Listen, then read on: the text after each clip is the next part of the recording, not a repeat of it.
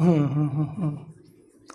देखो भाई, ये आपको लिखा गया एल्केन, एल्केन की प्रिपरेशन लिखी गई है ये, जिसमें आपको लिखा है catalytic hydrogenation, Wurtz reaction, decarboxylation, Kolbe process, oxidation, इसके जो रिएक्शंस लिखी गई हैं। अब इस चैप्टर को पढ़ने का सबसे आसान तरीका जो है, कभी भी आपको कोई चैप्टर पढ़ना हो अगर, दो चीज़ इसके अंदर आती है मेरे भाई, एक आता है प्रिपरेशन, दूसरा आता है उसका केमिकल रिएक्शन। अच्छा मुझे बताओ, आपका 11th और 12th दोनों मिला के जो चैप्टर दिखा जाए तो कौन कौन से हैं? एल्केन है, एल्कीन है, एल्काइन है, एरोमेटिक है एनसीईआरटी के according, alkyl halide, aryl halide, alcohol, ether, phenol, carbonyl आ गया, कार्बोक्सिलिक एसिड आ गया, लास्ट में एमीन। तो कभी भी आपको पढ़ना हो अगर प्रिपरेशन, तो आप स्टार्ट करो एल्केन से।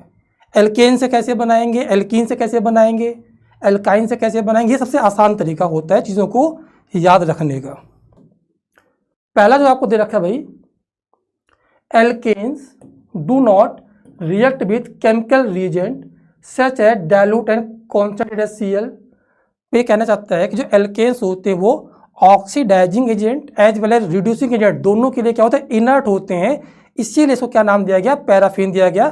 थ्योरेटिकल पार्ट है, कभी आपसे कोई क्वेश्चन पूछ भी ले पैराफिन क्यों बोलते हैं, तो आप सीधे बोल सकते हो भाई क्योंकि ये ऑक्सीडाइजिंग एजेंट और रिड्यूसिंग एजेंट के लिए क्या होते हैं, इनर्ट होते हैं, इसलिए का नाम पैराफिन दिया गया है। ठीक है भाई, लिखा गया है कि यहाँ पर K2Cr2 KMnO4 HNO3 सब दे रखे हैं, सिंपल सी बात है। हाँ, अब हम लोग आते हैं भाई कहाँ पर, मेथड ऑफ प्रिपरेशन, हम लोग एल्केन को कैसे कैसे बनाएंगे। अच्छा मुझे आप बताइए, एल्केन को किससे किससे बनाना, कभी भी आपको पढ़ना हो, मैं बोलूँगा आपसे साहब एक काम करो, एल्केन से एल्केन तो एल्केन ही हो गया। अब एल्कीन से आपको जानना, समझना, मैंने आपसे कहा मेरे भाई आपको कभी प्रिपरेशन करना हो तो एल्कीन से कैसे बनाओगे, एल्केन, दूसरा लिखा मैंने एल्काइन से कैसे बनाओगे, एल्केन। तो आप मुझे बताओ भाई, हम जब भी पढ़ेंगे किसी की प्रिपरेशन तो स्टार्ट कहाँ से करेंगे, स्टार्टिंग से, एल्केन, एल्कीन, एल्काइन, एल्कोहल ऐसे करेंगे। तो आप मुझे बताओ अगर मैं इसकी बात करूँ, एल्कीन से बात करूँ तो आपने लिखा भाई CH2 डबल बॉन्ड CH2, और मुझे यहाँ पर एल्केन बनाना हो CH2 CH2 H और H। जरा आप मुझे बताओ यहाँ पर मैंने क्या किया होगा, आपने यहाँ क्या किया भाई, H2 को ऐड कर दिया है, तो यहाँ पर हम लेते हैं भाई निकल लेते हैं, या लेते हैं भाई यहाँ पर PT लेते हैं, क्या लेते हैं हम लोग यहाँ पर PD लेते हैं। ऐसे का मैं आपसे कहता है मेरे भाई, मुझे एल्काइन से एल्केन बनाना हो तो क्या करना पड़ेगा बताओ मेरे भाई, CH3 यहाँ पर भी मुझे हाइड्रोजन को ऐड करना पड़ता है, उसे हम लोग बोलते क्या, हाइड्रोजिनेशन। आप यहाँ लोगे मेरे भाई वापस H2Ni H2PT या H2PD। तो जो मैंने यहाँ लिखा है पीछे देखो, यहाँ पर एल्कीन से या एल्काइन से आपको जब भी एल्केन बनाना हो तो आपको क्या करना पड़ता है, हाइड्रोजिनेशन करना पड़ता है, और ये रिएक्शन कराते हैं हम लोग in the presence of metal catalyst like निकल, प्लेटिनम और प्लेटिनम। तो नाम हो गया भाई कैटालिटिक हाइड्रोजिनेशन रिएक्शन। यहाँ पर आप लिख सकते हो H2Ni H2PT या H2PD, ये अपने पास रिएक्शन होती है। अच्छा मुझे बताओ रिएक्शन परफॉर्म कैसे होती है, फ्री रेडिकल। ये रिएक्शन जो होती है बेटा एडजॉर्प्शन के थ्रू परफॉर्म होती है। यहाँ जो हम लोग निकल या प्लेटिनम लेते हैं, समझना, जो निकल या प्लेटिनम सरफेस लेते हैं हम लोग, इसके ऊपर आपके एल्कीन हो या एल्काइन हो, उसका जो पाई बॉन्ड होता है उसका एडजॉर्प्शन होता है। अच्छा मुझे बताओ, ये आपके पास मेटल सरफेस है, पाई बॉन्ड आपका एडजॉर्ब होगा तो दोनों एच का जुड़ना सेम साइड से होगा या अपोजिट साइड से होगा, बताइए भाई। मेटल सरफेस के ऊपर दोनों एच का ऐड होना सेम साइड से होगा, अपोजिट साइड से होगा, सेम साइड से होगा, और सेम साइड के जुड़ने को हम लोग बोलते हैं सिन एडिशन। तो आपका जो हाइड्रोजनेशन रिएक्शन होता है वो सिन एडिशन रिएक्शन होता है। तो अगर मैं आपसे कहूं यहां पर, हाँ भाई ये क्वेश्चन आपको दे रखा है, यहाँ पर H2Ni को मैंने यहाँ पर इस कंपाउंड पे ऐड किया है, तो दोनों H का जो एडिशन होगा कैसा होगा, सेम साइड या अपोजिट साइड, तो आपने कहा सेम साइड होगा। और यहाँ पर सेम साइड में या तो दोनों H ऊपर ऊपर आएंगे, वेज वेज पे आएंगे, या कैसे आएंगे, डैश डैश पे। दो पॉसिबिलिटी बन सकती है मेरे भाई यहाँ पर। या तो दोनों एज कैसे आएंगे, सेम साइड से, या दोनों आएंगे अपोजिट साइड से।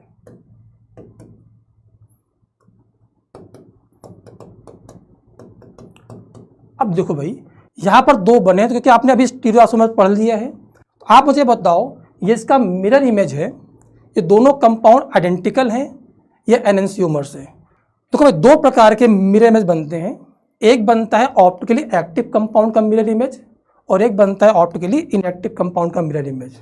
अगर ऑप्टिकली इनएक्टिव कंपाउंड का मिरर इमेज बन जाए तो वो आइडेंटिकल होता है, अगर ऑप्टिकली एक्टिव का बने तो उसे क्या बोलते हैं हम लोग, एनेंसियोमर्स बोलते हैं। तो आपको पहले देखना पड़ेगा ये दोनों कंपाउंड आपके बने हुए हैं वो एक्टिव है या इनएक्टिव। तो यहाँ पर आपको POS मिलेगा, यहाँ पर आपको POS मिलेगा, दोनों ही कंपाउंड आपके इनएक्टिव हैं, तो उसका मिरर इमेज कैसा होता है भाई, आइडेंटिकल होता है। तो ये लिखो या ये लिखो, दोनों कैसे होंगे, सेम होंगे। अब देखो मेरे भाई यहाँ पर D और D दोनों कैसे हैं, उल्टे आगे, वैसे गलत हो गया, ये तो वैसे नहीं बनने वाला है। यहाँ पर D और D कैसे हैं, ऊपर साइड में आए हैं, तो ये आपका आंसर सही है। यहाँ पर तो कुछ हुआ ही नहीं मेरे भाई, तो यहाँ पर गड़बड़ हो गया, तो आपका आंसर क्या हो गया, B पार्ट हो गया। अब एक अच्छा क्वेश्चन है, इस क्वेश्चन को आप देख के बताइए भाई, लिखा हुआ है which of the following hydrocarbon can not be obtain by Sabatier and Senderens reaction. अब ये रिएक्शन कौन सी होती है भाई, आप देख लीजिए, पीछे लिखा हुआ है यहाँ पर। देखो भाई जब हम लोग निकल कैटलिस्ट यूज करते हैं हाइड्रोजनेशन रिएक्शन के अंदर 200 से 300 डिग्री सेल्सियस में, तो इस रिएक्शन का नाम होता है सबाते सैंडर्स रिएक्शन। तो आपसे वही क्वेश्चन पूछा गया मेरे भाई यहाँ पर, which of the following hydrocarbon can not be obtain by Sabatier Senderens reaction. तो ये कंफर्म हो गया मेरे भाई, हम लोग इसमें हाइड्रोजनेशन रिएक्शन कराते हैं, तो हाइड्रोजनेशन रिएक्शन वहाँ होगा जहाँ पर पहले से कोई डबल या ट्रिपल बॉन्ड प्रेजेंट हो, मतलब वहाँ पर अनसैचुरेशन होना चाहिए। तो आप मुझे बताओ भाई, अगर आप CH4 की बात करो तो CH4 एक कार्बन से बनने वाला कंपाउंड है, यहाँ पर डबल या ट्रिपल बॉन्ड बन ही नहीं सकता है। हाँ, तो CH4 इससे नहीं बना सकते हो आप। अगर बात करूँ C2H6 की, तो C डबल बॉन्ड C में जो आपने H2Ni लिखा होगा, तो ये बन गया होगा CH3, तो ये वाला बन जाएगा। ऐसे C3H8 है, तो यहाँ पर भी हम लोग बना सकते हैं इसको, CH3, CH2 और CH3। तो B और C आपका इस मेथड से बन जाता है, बट आपका A वाला पार्ट जो इस मेथड से नहीं बनता, तो आपका करेक्ट आंसर कौन हो गया, A पार्ट हो गया। ठीक है भाई, बहुत बढ़िया। हाँ, अगला बेटा रिएक्शन हमारे सामने आता है from alkyl halide. Alkyl halide से कैसे बनाते हैं हम लोग, सिंपल सी बात हो गया भाई, अगर आप यहाँ पर RH से RH लगाना, तो यहाँ पर क्या किया आपने, रिडक्शन किया। रिडक्शन लोग किससे करते हैं भाई, H2 से करते हैं। H2 कहाँ से आएगा, तो जब भी हम लोग मेटल की रिएक्शन एसिड से कराते हैं तो वहाँ पर क्या मिलता है, हमें हाइड्रोजन मिलता है, ZnCl2 प्लस H2 मिलेगा। यहाँ भी रिएक्शन कराओगे भाई, क्या मिलेगा यहाँ पर, CH3CO निगेटिव यहाँ पर आएगा, whole twice zinc plus H2 मिलेगा, और यही H2 क्या करेगा, इसका रिडक्शन कर देगा, जिससे क्या बन जाएगा, ये एल्केन में कन्वर्ट हो जाएगा। अब बेटा हमारे सामने आता है नेक्स्ट फ्रॉम एल्काइल हैलाइड से बाय वुड्स रिएक्शन। क्या आपने ये रिएक्शन पहले पढ़ी हुई मेरे भाई? अच्छा बताइए, जो आपने रिएक्शन पढ़ी है तो ये रिएक्शन कौन से मैकेनिज्म को फॉलो करता है? देखिए भाई, आपका जो वुड्स रिएक्शन होता है दो मैकेनिज्म को फॉलो करता है। एक का नाम होता है आपका रेडिकल मैकेनिज्म, दूसरा अपने पास क्या होता है, एनायन मैकेनिज्म। देखो भाई अपने पास क्या होता है, जो वुड्स रिएक्शन होता है बेटा, इसकी दो मैकेनिज्म होती है। एक होता है आपके पास रेडिकल मैकेनिज्म और एक बेटा अपने पास होता है एनायन मैकेनिज्म।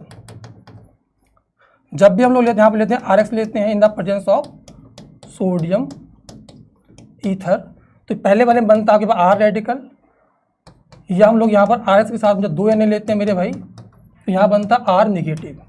रेडिकल की प्रॉपर्टी होती है आपका R रेडिकल R के साथ में कोलिजन करके RR बनाता है, और यहाँ पर आपका R निगेटिव RX के ऊपर SN2 मैकेनिज्म करके RR बनाता है। अब दोनों ही केस में ध्यान रखना, जो रेडिकल की जो आपकी कपलिंग होती है यहाँ पर, उसकी सबसे बढ़िया कपलिंग होती है मेरे भाई, जो कपलिंग होती है वो होती है 1 डिग्री, देना होती है 2 डिग्री, देना होती है 3 डिग्री। ऐसे जब यहाँ पर रिएक्शन कराओगे तो आपका आर जो होता है बढ़िया रिएक्शन देगा 1 डिग्री पे, 2 डिग्री और 3 डिग्री। चाहो तो आप इस मैकेनिज्म से जाओ, चाहे आप इस मैकेनिज्म जाओ, दोनों में ही 1 डिग्री अल्काइल हैलाइड से जो आपका प्रोडक्ट बनता है वो बेस्ट यील्ड देता है। तो इस रिएक्शन में क्या करना होता है आपको,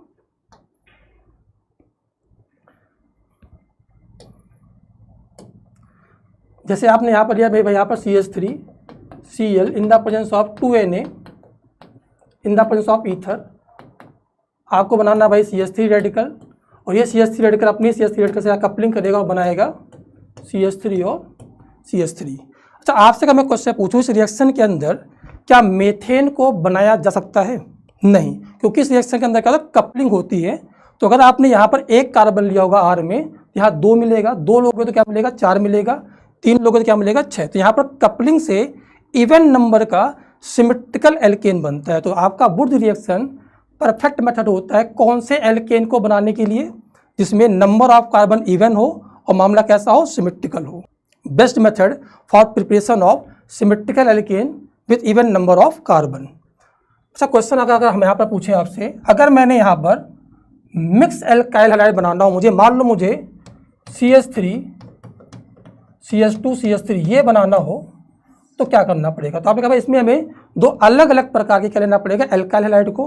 तो मैंने यहाँ पर लिखा CH3Cl 2Na और यहाँ बनाया CH3 CH2Cl। तब यहाँ इस रिएक्शन के अंदर आपको 2 अलग अलग प्रकार के रेडिकल बनेंगे। एक रेडिकल बनेगा आपके पास CH3 रेडिकल, दूसरा बनेगा आपके पास CH3 CH2 रेडिकल। अब रेडिकल बन गया तो रेडिकल में कपलिंग वाली बात आएगी, 2 प्रकार से होगी, सेल्फ कपलिंग और क्रॉस कपलिंग। अगर मैं बात करूँ यहाँ पर सेल्फ कपलिंग की, तो यहाँ बनेगा CH3 radical plus CH3 radical, यहाँ बन जाएगा CH3 CH3। और यहाँ बात करें हम लोग CH3 CH2 रेडिकल, ये बन जाएगा N ब्यूटेन, और क्रॉस वाले में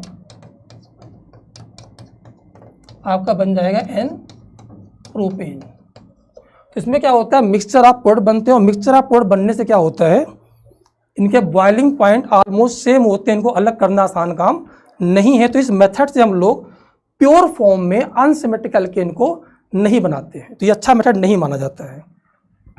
तो ये लिखा हुआ आपके सामने। अगर मैंने यहाँ पर अलग अलग प्रकार के एल्काइड लिया तो यहाँ पर आपको मिक्सचर मिलता है, और इसका बॉइलिंग पॉइंट क्या होता है, ऑलमोस्ट सेम होती है, तो इनको अलग करना आसान काम नहीं है।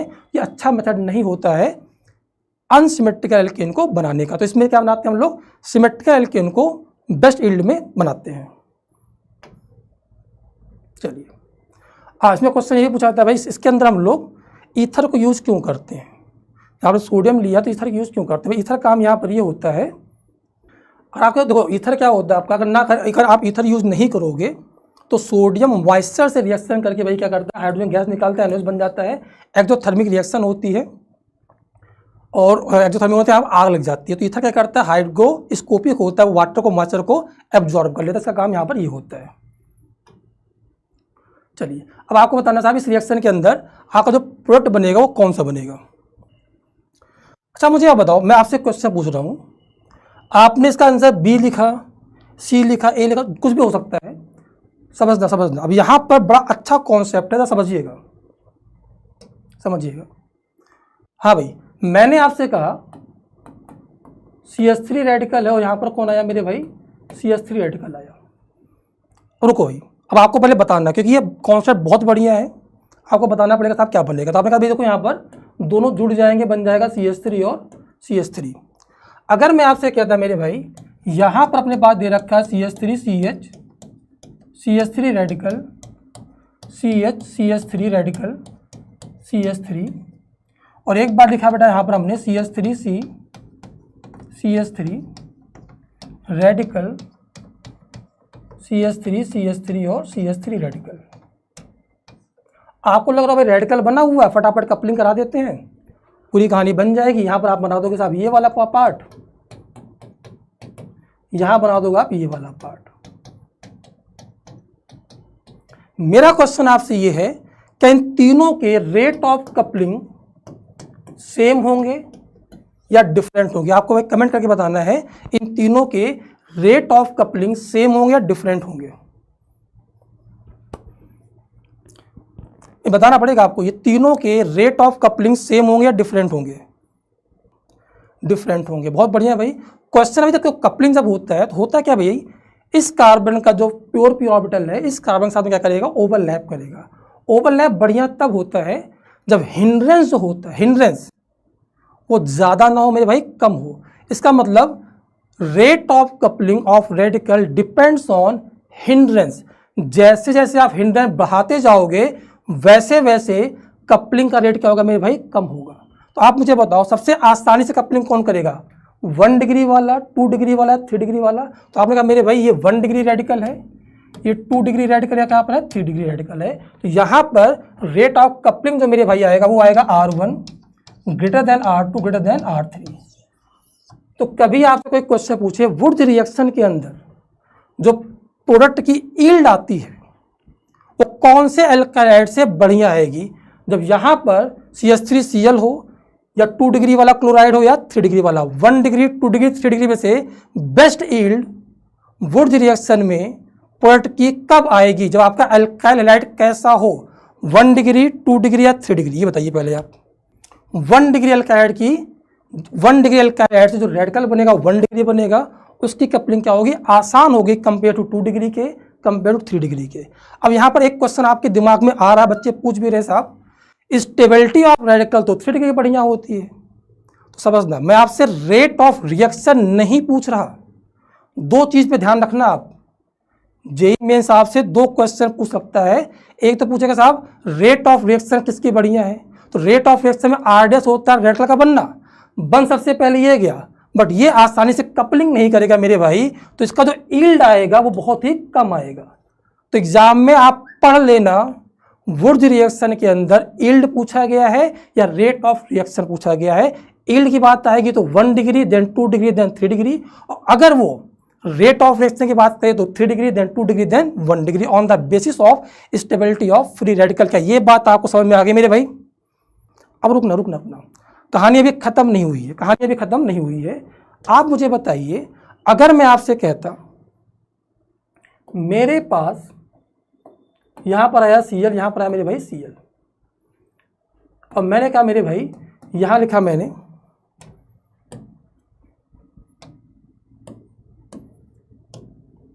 Na लिखा, यहां लिखा मैंने ईथर। ध्यान सुनना, बहुत जबरदस्त कॉन्सेप्ट है ये अगर आप सीख गए ना तो मैं गारंटी कर रहा हूं, चाहे वुड्स रिएक्शन हो चाहे आपका कोल्बे इलेक्ट्रोलिसिस हो, दोनों में कोई दिक्कत नहीं आएगी, क्योंकि दोनों में ही रेडिकल की कपलिंग की रिएक्शन होती है। आप मुझे बताओ, जब आप यहाँ से Cl को हटाओगे रेडिकल बनाओगे, Cl को हटाओगे रेडिकल बनाओगे, तो यहाँ पर जो आपके पास रेडिकल बन के आएगा मेरे भाई, वो इस प्रकार से बन के आएगा रेडिकल और रेडिकल। अब इससे पहले रेडिकल आपके 2 अलग अलग बन के आ रहे थे, दोनों आपस में कंबाइन हुए, प्रोडक्ट बना दिया। यील्ड के बारे में बात हुई तो आपने क्या देखा, हिंड्रेंस देखा, बात खत्म कर दी। क्वेश्चन यहाँ आता है, यहाँ पर 2 पॉसिबिलिटी बन सकती है, या तो ये रेडिकल इसके साथ में कंबाइन हो जाए, इसे बोलेंगे इंटरनल कपलिंग। एक पॉसिबिलिटी मेरे भाई और है एक्सटर्नल कपलिंग। तो जब भी रेडिकल एक ही कंपाउंड में बने, ध्यान से नोट करो इसे, रेडिकल एक ही कंपाउंड में 2 बने, वहां 2 पॉसिबिलिटी हमेशा आएगी, या तो आएगा मेरे भाई इंटरनल कपलिंग,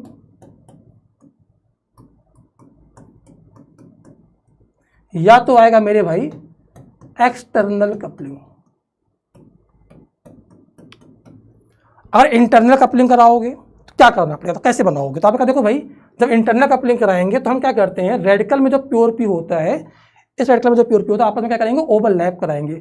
ओवरलैपिंग तभी होगी जब ओरिएंटेशन कैसा हो मेरे भाई, सेम हो। तो आप मुझे बताओ, क्या ये दोनों अभी आपस में ओवरलैप कर पाएंगे कि नहीं कर पाएंगे? तो आपने कहा बिल्कुल नहीं कर पाएंगे, क्योंकि दूर दूर है, तो हमें यहाँ सिग्मा बॉन्ड घुमाना पड़ेगा। अभी आपने कुछ देर पहले कन्फॉर्मर्स पढ़ा था, अभी आपने कुछ देर पहले कन्फॉर्मर पढ़ा था। मेरा क्वेश्चन आपसे ये, रुको, मेरा क्वेश्चन आपसे ये है, जब आप एल्केन पढ़ते हो तो एल्केन को आप लोग हमेशा जिगजैग फॉर्म में लिखते हो, इस प्रकार से।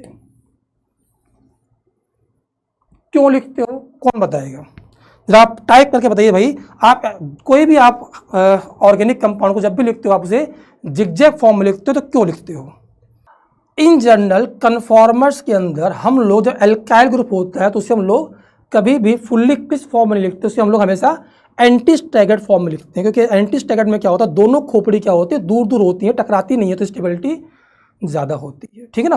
अब आप ध्यान से अगर देखो, इस वाले बॉन्ड की मैं बात करूं, इस वाले बॉन्ड की बात करूं तो ये वाला खोपड़ी यहाँ पर है, ये वाला खोपड़ी साहब यहाँ पर, ये एंटी स्टैगर्ड है, मोस्ट स्टेबल कन्फॉर्मर से। इसीलिए हम लोग हमेशा हाइड्रोकार्बन को जिगजैग फॉर्म में लिखते हैं, क्योंकि वो सभी बॉन्ड एक दूसरे क्या होते हैं मेरे भाई, एंटी स्टैगर्ड फॉर्म में होते हैं। ये बात सबको समझ में आ गई? तो ये आपका जो लिखा गया ये एंटी स्टैगर्ड फॉर्म में लिखा गया है। प्रॉब्लम क्या हुआ, रेडिकल तो आपने बना दिया मेरे भाई, बट ये रेडिकल क्या है भाई, एंटी स्टैगर्ड फॉर्म में है, यहाँ पर है, अभी कपलिंग नहीं हो पाएगा, तो हमें क्या करना पड़ेगा, इसको घुमाना पड़ेगा। तो आप मुझे बताओ, एंटी स्टैगर्ड से फुल्ली क्लिच जाने के लिए आपको पता होगा साहब हमें एनर्जी देनी पड़ती है। तो यहाँ से जब उसको ओवरलैप कराना पड़ेगा, बॉन्ड बनाना पड़ेगा, तो हमें सिग्मा बॉन्ड रोटेशन कराना पड़ेगा, मोस्ट स्टेबल से लीस्ट स्टेबल तक जाना पड़ेगा, हमें यहाँ पर एनर्जी देनी पड़ेगी Q1। एनर्जी हमने भाई यहाँ दिया Q1, ये बना दिया मेरे भाई, यहाँ बन गया हमारे साथ रेडिकल और रेडिकल। ठीक है। और यहाँ मुझे बताओ, जब एक्सटर्नल कराएंगे तो हमें इसे 2 बार घुमाना पड़ेगा मेरे भाई, एक बार घुमा के यहाँ लेके आए, एक बार घुमा के यहाँ लेके आए। तो यहाँ पर आपको जब इसमें लाना पड़ेगा तो आपको 2 बार घुमाना पड़ेगा, 2Q1 एनर्जी देनी पड़ेगी। यहाँ पे इंटरनल कपलिंग से आपको भाई क्या बना, 4 मेंबर रिंग बन गया, और यहाँ एक्सटर्नल कपलिंग से मेरे भाई 8 मेंबर रिंग बन के आया। 1 2 3 4 5 6 7 8 ये बन के आया। अब मजेदार बात क्या, समझना मजेदार बात क्या है, जो रेडिकल की कपलिंग होती है ना मेरे भाई, वो आपका एक्सोथर्मिक प्रोसेस होता है। थोड़ा सा ज़्यादा पढ़ा दे रहा हूँ, ध्यान रखना। पोटेंशियल एनर्जी वर्सेस रिएक्शन की बात कर लें, यहाँ पर ए रेडिकल और ए रेडिकल आपस में जुड़ते हैं तो ये A2 पे आते हैं ऐसे। इस रिएक्शन की एक्टिवेशन एनर्जी ऑलमोस्ट 0 होती है, मतलब रेडिकल की कपलिंग वहाँ बेहतर होगी जहाँ पर आपको एनर्जी कम से कम देनी पड़े। तो यहाँ से कॉन्सेप्ट क्या निकल के आया, जब आप इंटरनल कपलिंग कराते हो तो आपको एनर्जी Q1 देनी पड़ी, जब आप एक्सटर्नल कराते हो तो आपको 2 मॉलिक्यूल घुमा के लाना पड़ता है, तो आपको एनर्जी डबल देनी पड़ती है। तो आप मुझे बताओ बेहतर ऑप्शन कौन है? स्टेबिलिटी यहाँ कोड की देखनी नहीं है साहब, क्योंकि मामला काइनेटिक वाला है। जल्दी कौन बना, जल्दी वो बनेगा जिसमें हमें एनर्जी कम से कम देनी पड़ी। तो ध्यान रखना, रेडिकल की कपलिंग में जो मर्जी वो बनाओ, कोई दिक्कत नहीं साहब, बस ये देखना है जल्दी कौन बना, वो देखना बस आपको। तो आप मुझे इतना बताइए, जब आप मुझे इतना बताइए, internal V I external V I कौन डोमिनेट करेगा? तो यहाँ लिख लो आप, इन वुड्स रिएक्शन, एक ही कंपाउंड में 2 Cl हो, 4 Cl हो, 10 Cl हो, वुड्स रिएक्शन आए, इंटरनल भी बनता हो एक्सटर्नल बनता हो, तो internal coupling dominant over external coupling. तो यहाँ लिख सकते हो आप, internal coupling dominant over external coupling. ये वाला मामला, ये वाला आपका क्या बनेगा, मेजर बनेगा, और ये बनेगा आपका माइनर। तो वहाँ पर आप लिख लो, in the case of free radical coupling internal coupling dominant over external coupling. क्या ये बात समझ में आई आपको? अब आपको अगर ये सब बात समझ में आ गई है तो आप अपने क्वेश्चन पे जाइए मेरे भाई, जो कि यहाँ लिखा हुआ है। कहाँ पहुँच गया यार? हाँ, ये वाला क्वेश्चन है। अब आप बताओ भाई, जब आप यहाँ पर Cl को हटाओगे, Br को हटाओगे, तो यहाँ पर आपके पास 2 रेडिकल बन के आएंगे इस प्रकार से। Internal coupling dominant over external coupling, ये आपके जेई मेंस का पुराना क्वेश्चन है, PYQ का ये क्वेश्चन है। तो ये वाला सी ऑप्शन जो आएगा भाई कैसा होगा, करेक्ट ऑप्शन होगा। क्या ये बात समझ में आई आपको कि यहाँ पर ये क्यों नहीं बनाया, ये क्यों नहीं बनाया, यही क्यों बनाया? तो रेडिकल की जब भी आपके एक ही कंपाउंड में 2 रेडिकल बने मेरे भाई, तो इंटरनल कपलिंग क्या होगी, डोमिनेंट करती है एक्सटर्नल कपलिंग में। एक केस को छोड़ के, उस केस का नाम होता है अगर आपका एंटी एरोमेटिक कंपाउंड बनता हो तब, एक्सेप्ट 1 केस एंटी एरोमेटिक। क्या ये बात समझ में आई आपको? चलिए अगले क्वेश्चन पे चलते हैं हम लोग। आसान तरीका था भाई, Na दे रखा है, टीचर दे रखा है, Br जाएगा, Br जाएगा, यहाँ पर आपके पास रेडिकल बन के आएगा, यहाँ बन के आएगा रेडिकल, 2 रेडिकल बन के मेरे भाई, इंटरनल कपलिंग डोमिनेंट करेगा, जाहिर सी बात है। और यहाँ बन जाएगा ये 6 मेंबर रिंग बन जाएगा। तो आपका आंसर क्या हो गया, बी पार्ट हो गया। बहुत ही आसान क्वेश्चन था, मैक्सिमम बच्चों ने आंसर सही दे रखा है, कोई दिक्कत नहीं है मेरे भाई। चलिए बी आंसर है।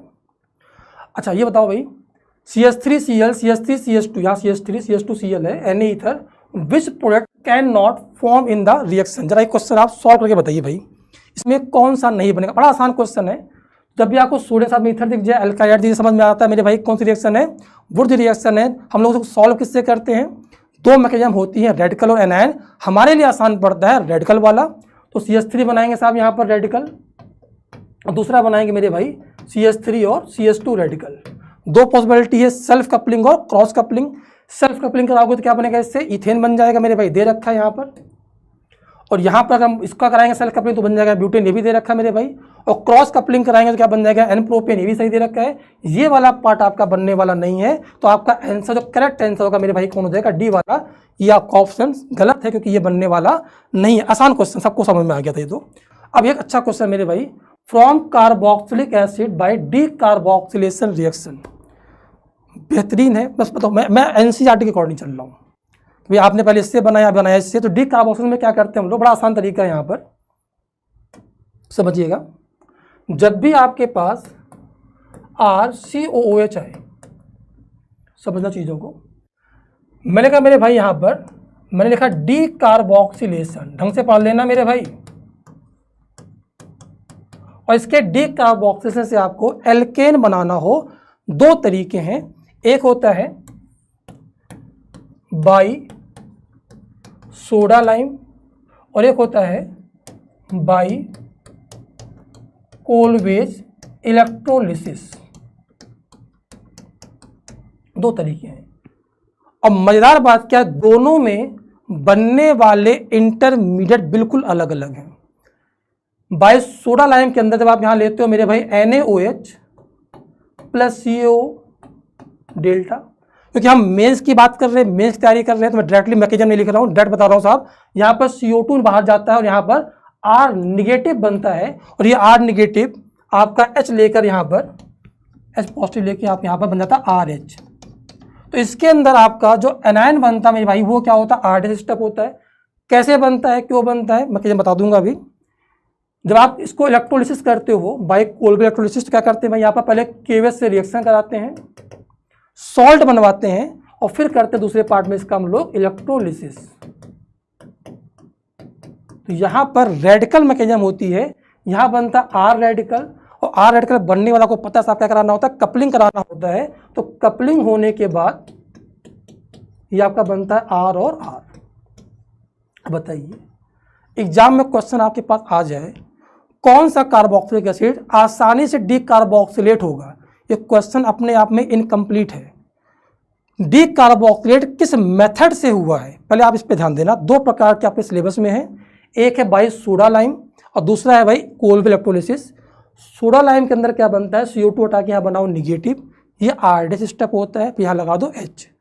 और जब आप कोलवेज इलेक्ट्रोलिसिस से कराते हो तो यहाँ क्या बनता है, R रेडिकल बनता है, और फिर उसकी कपलिंग से क्या बनता है मेरे भाई, R बनता है। दोनों डिकार्बोक्सिलेशन के रिएक्शन मैकेनिज्म बिल्कुल डिफरेंट है, ये बात को आप ध्यान रखना। अब देखो मेरे भाई यहाँ पर क्या दे रखा है आपको, जब हम लोग यहाँ पर सोडा लाइम लेके हीट करते हैं मेरे भाई, तो क्या होता है, यहाँ से CO2 बाहर जाता है, यहाँ क्या लगाते हैं, RH लगाते हैं। अब बताओ भाई, अगर मैंने यहाँ पर HCO Na प्लस NaCO लिया तो CO2 बाहर जाएगा, यहाँ H निगेटिव आएगा, जुड़ जाएगा, क्या बन जाएगा, H2 बन जाएगा। तो reactivity of decarboxylation by soda lime depends on the stability of carb anion. Methane can be produce by this, बन साहब बना सकते हो, कोई दिक्कत नहीं साहब। चलिए की पॉइंट है इसके अंदर, ठीक है। हाँ, एक इसमें भाई हमारे सामने आता है, अगर एक कार्बन पर दो COH लगा हो, ध्यान रखना, ये भी डिकार्बोक्सिलेशन होता है। अगर आपने ध्यान रखा हो, R C double bond A, यहाँ लगाया मेरे भाई CH2 C double bond OH, alpha beta. Beta पे कैसा भी डबल बॉन्ड लगाओ, डबल बॉन्ड O लगाओ, कैसा भी लगाओ, ऐसे कार्बोक्सिलिक एसिड को भी हीट करने पर यह CO2 निकल जाता है, और यहाँ बन जाता है मेरे भाई RCAH double bond CH2 plus CO2। और ये कंपाउंड आपस अगर यहाँ पर टॉटोमर्स की पॉसिबिलिटी हो तो टॉटोमर्स करा लेना, और बन जाता है R C double bond A CH3। ये भी एक तरीका होता है कि आपने पढ़ा होगा बीटा कीटो एसिड का हीटिंग इफेक्ट। इस प्रकार से होता है मेरे भाई R C double bond O CH2 COH। इसको हीट करने पे मेरे भाई क्या बनता है, पहले R COH double bond CH2, tautomers करने के बाद ये बन जाता है R C double bond O CH3, ये बन जाता है। तो ये भी एक प्रकार का डिकार्बोक्सिलेशन है। ठीक है मेरे भाई, बहुत बढ़िया।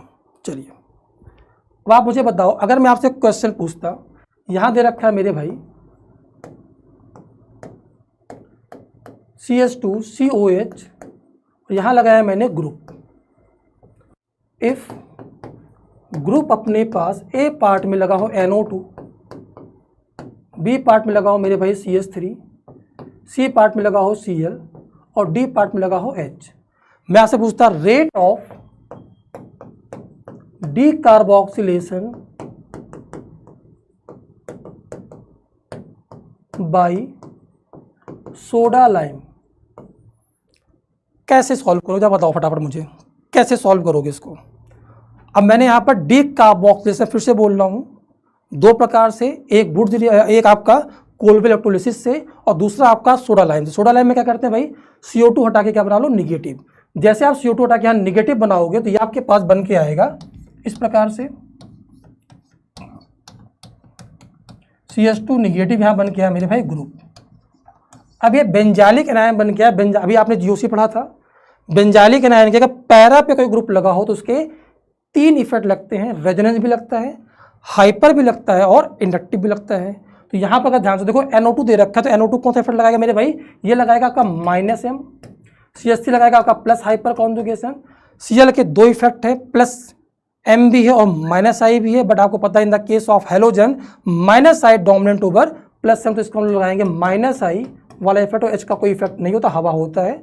और निगेटिव स्टेबिलिटी कौन बढ़ाएगा मेरे भाई, निगेटिव को निगेटिव, जहर को जहर काटता है तो निगेटिव को निगेटिव क्या करेगा, स्टेबल करेगा। सबसे पहले आएगा मेरे भाई यहाँ पर A, फिर आएगा मेरे भाई C, फिर आएगा D, फिर आएगा B।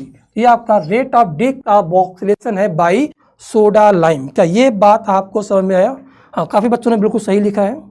DCBA कैसे आएगा मेरे भाई, स्टेबिलिटी ऑफ एनायन की बात चल रही है यहाँ पर। ठीक है, चलिए sodium propionate on decarboxylation with soda lime give, ये क्वेश्चन आपको सॉल्व करना है। फटाफट आंसर दीजिए भाई, फटाफट आंसर दीजिए।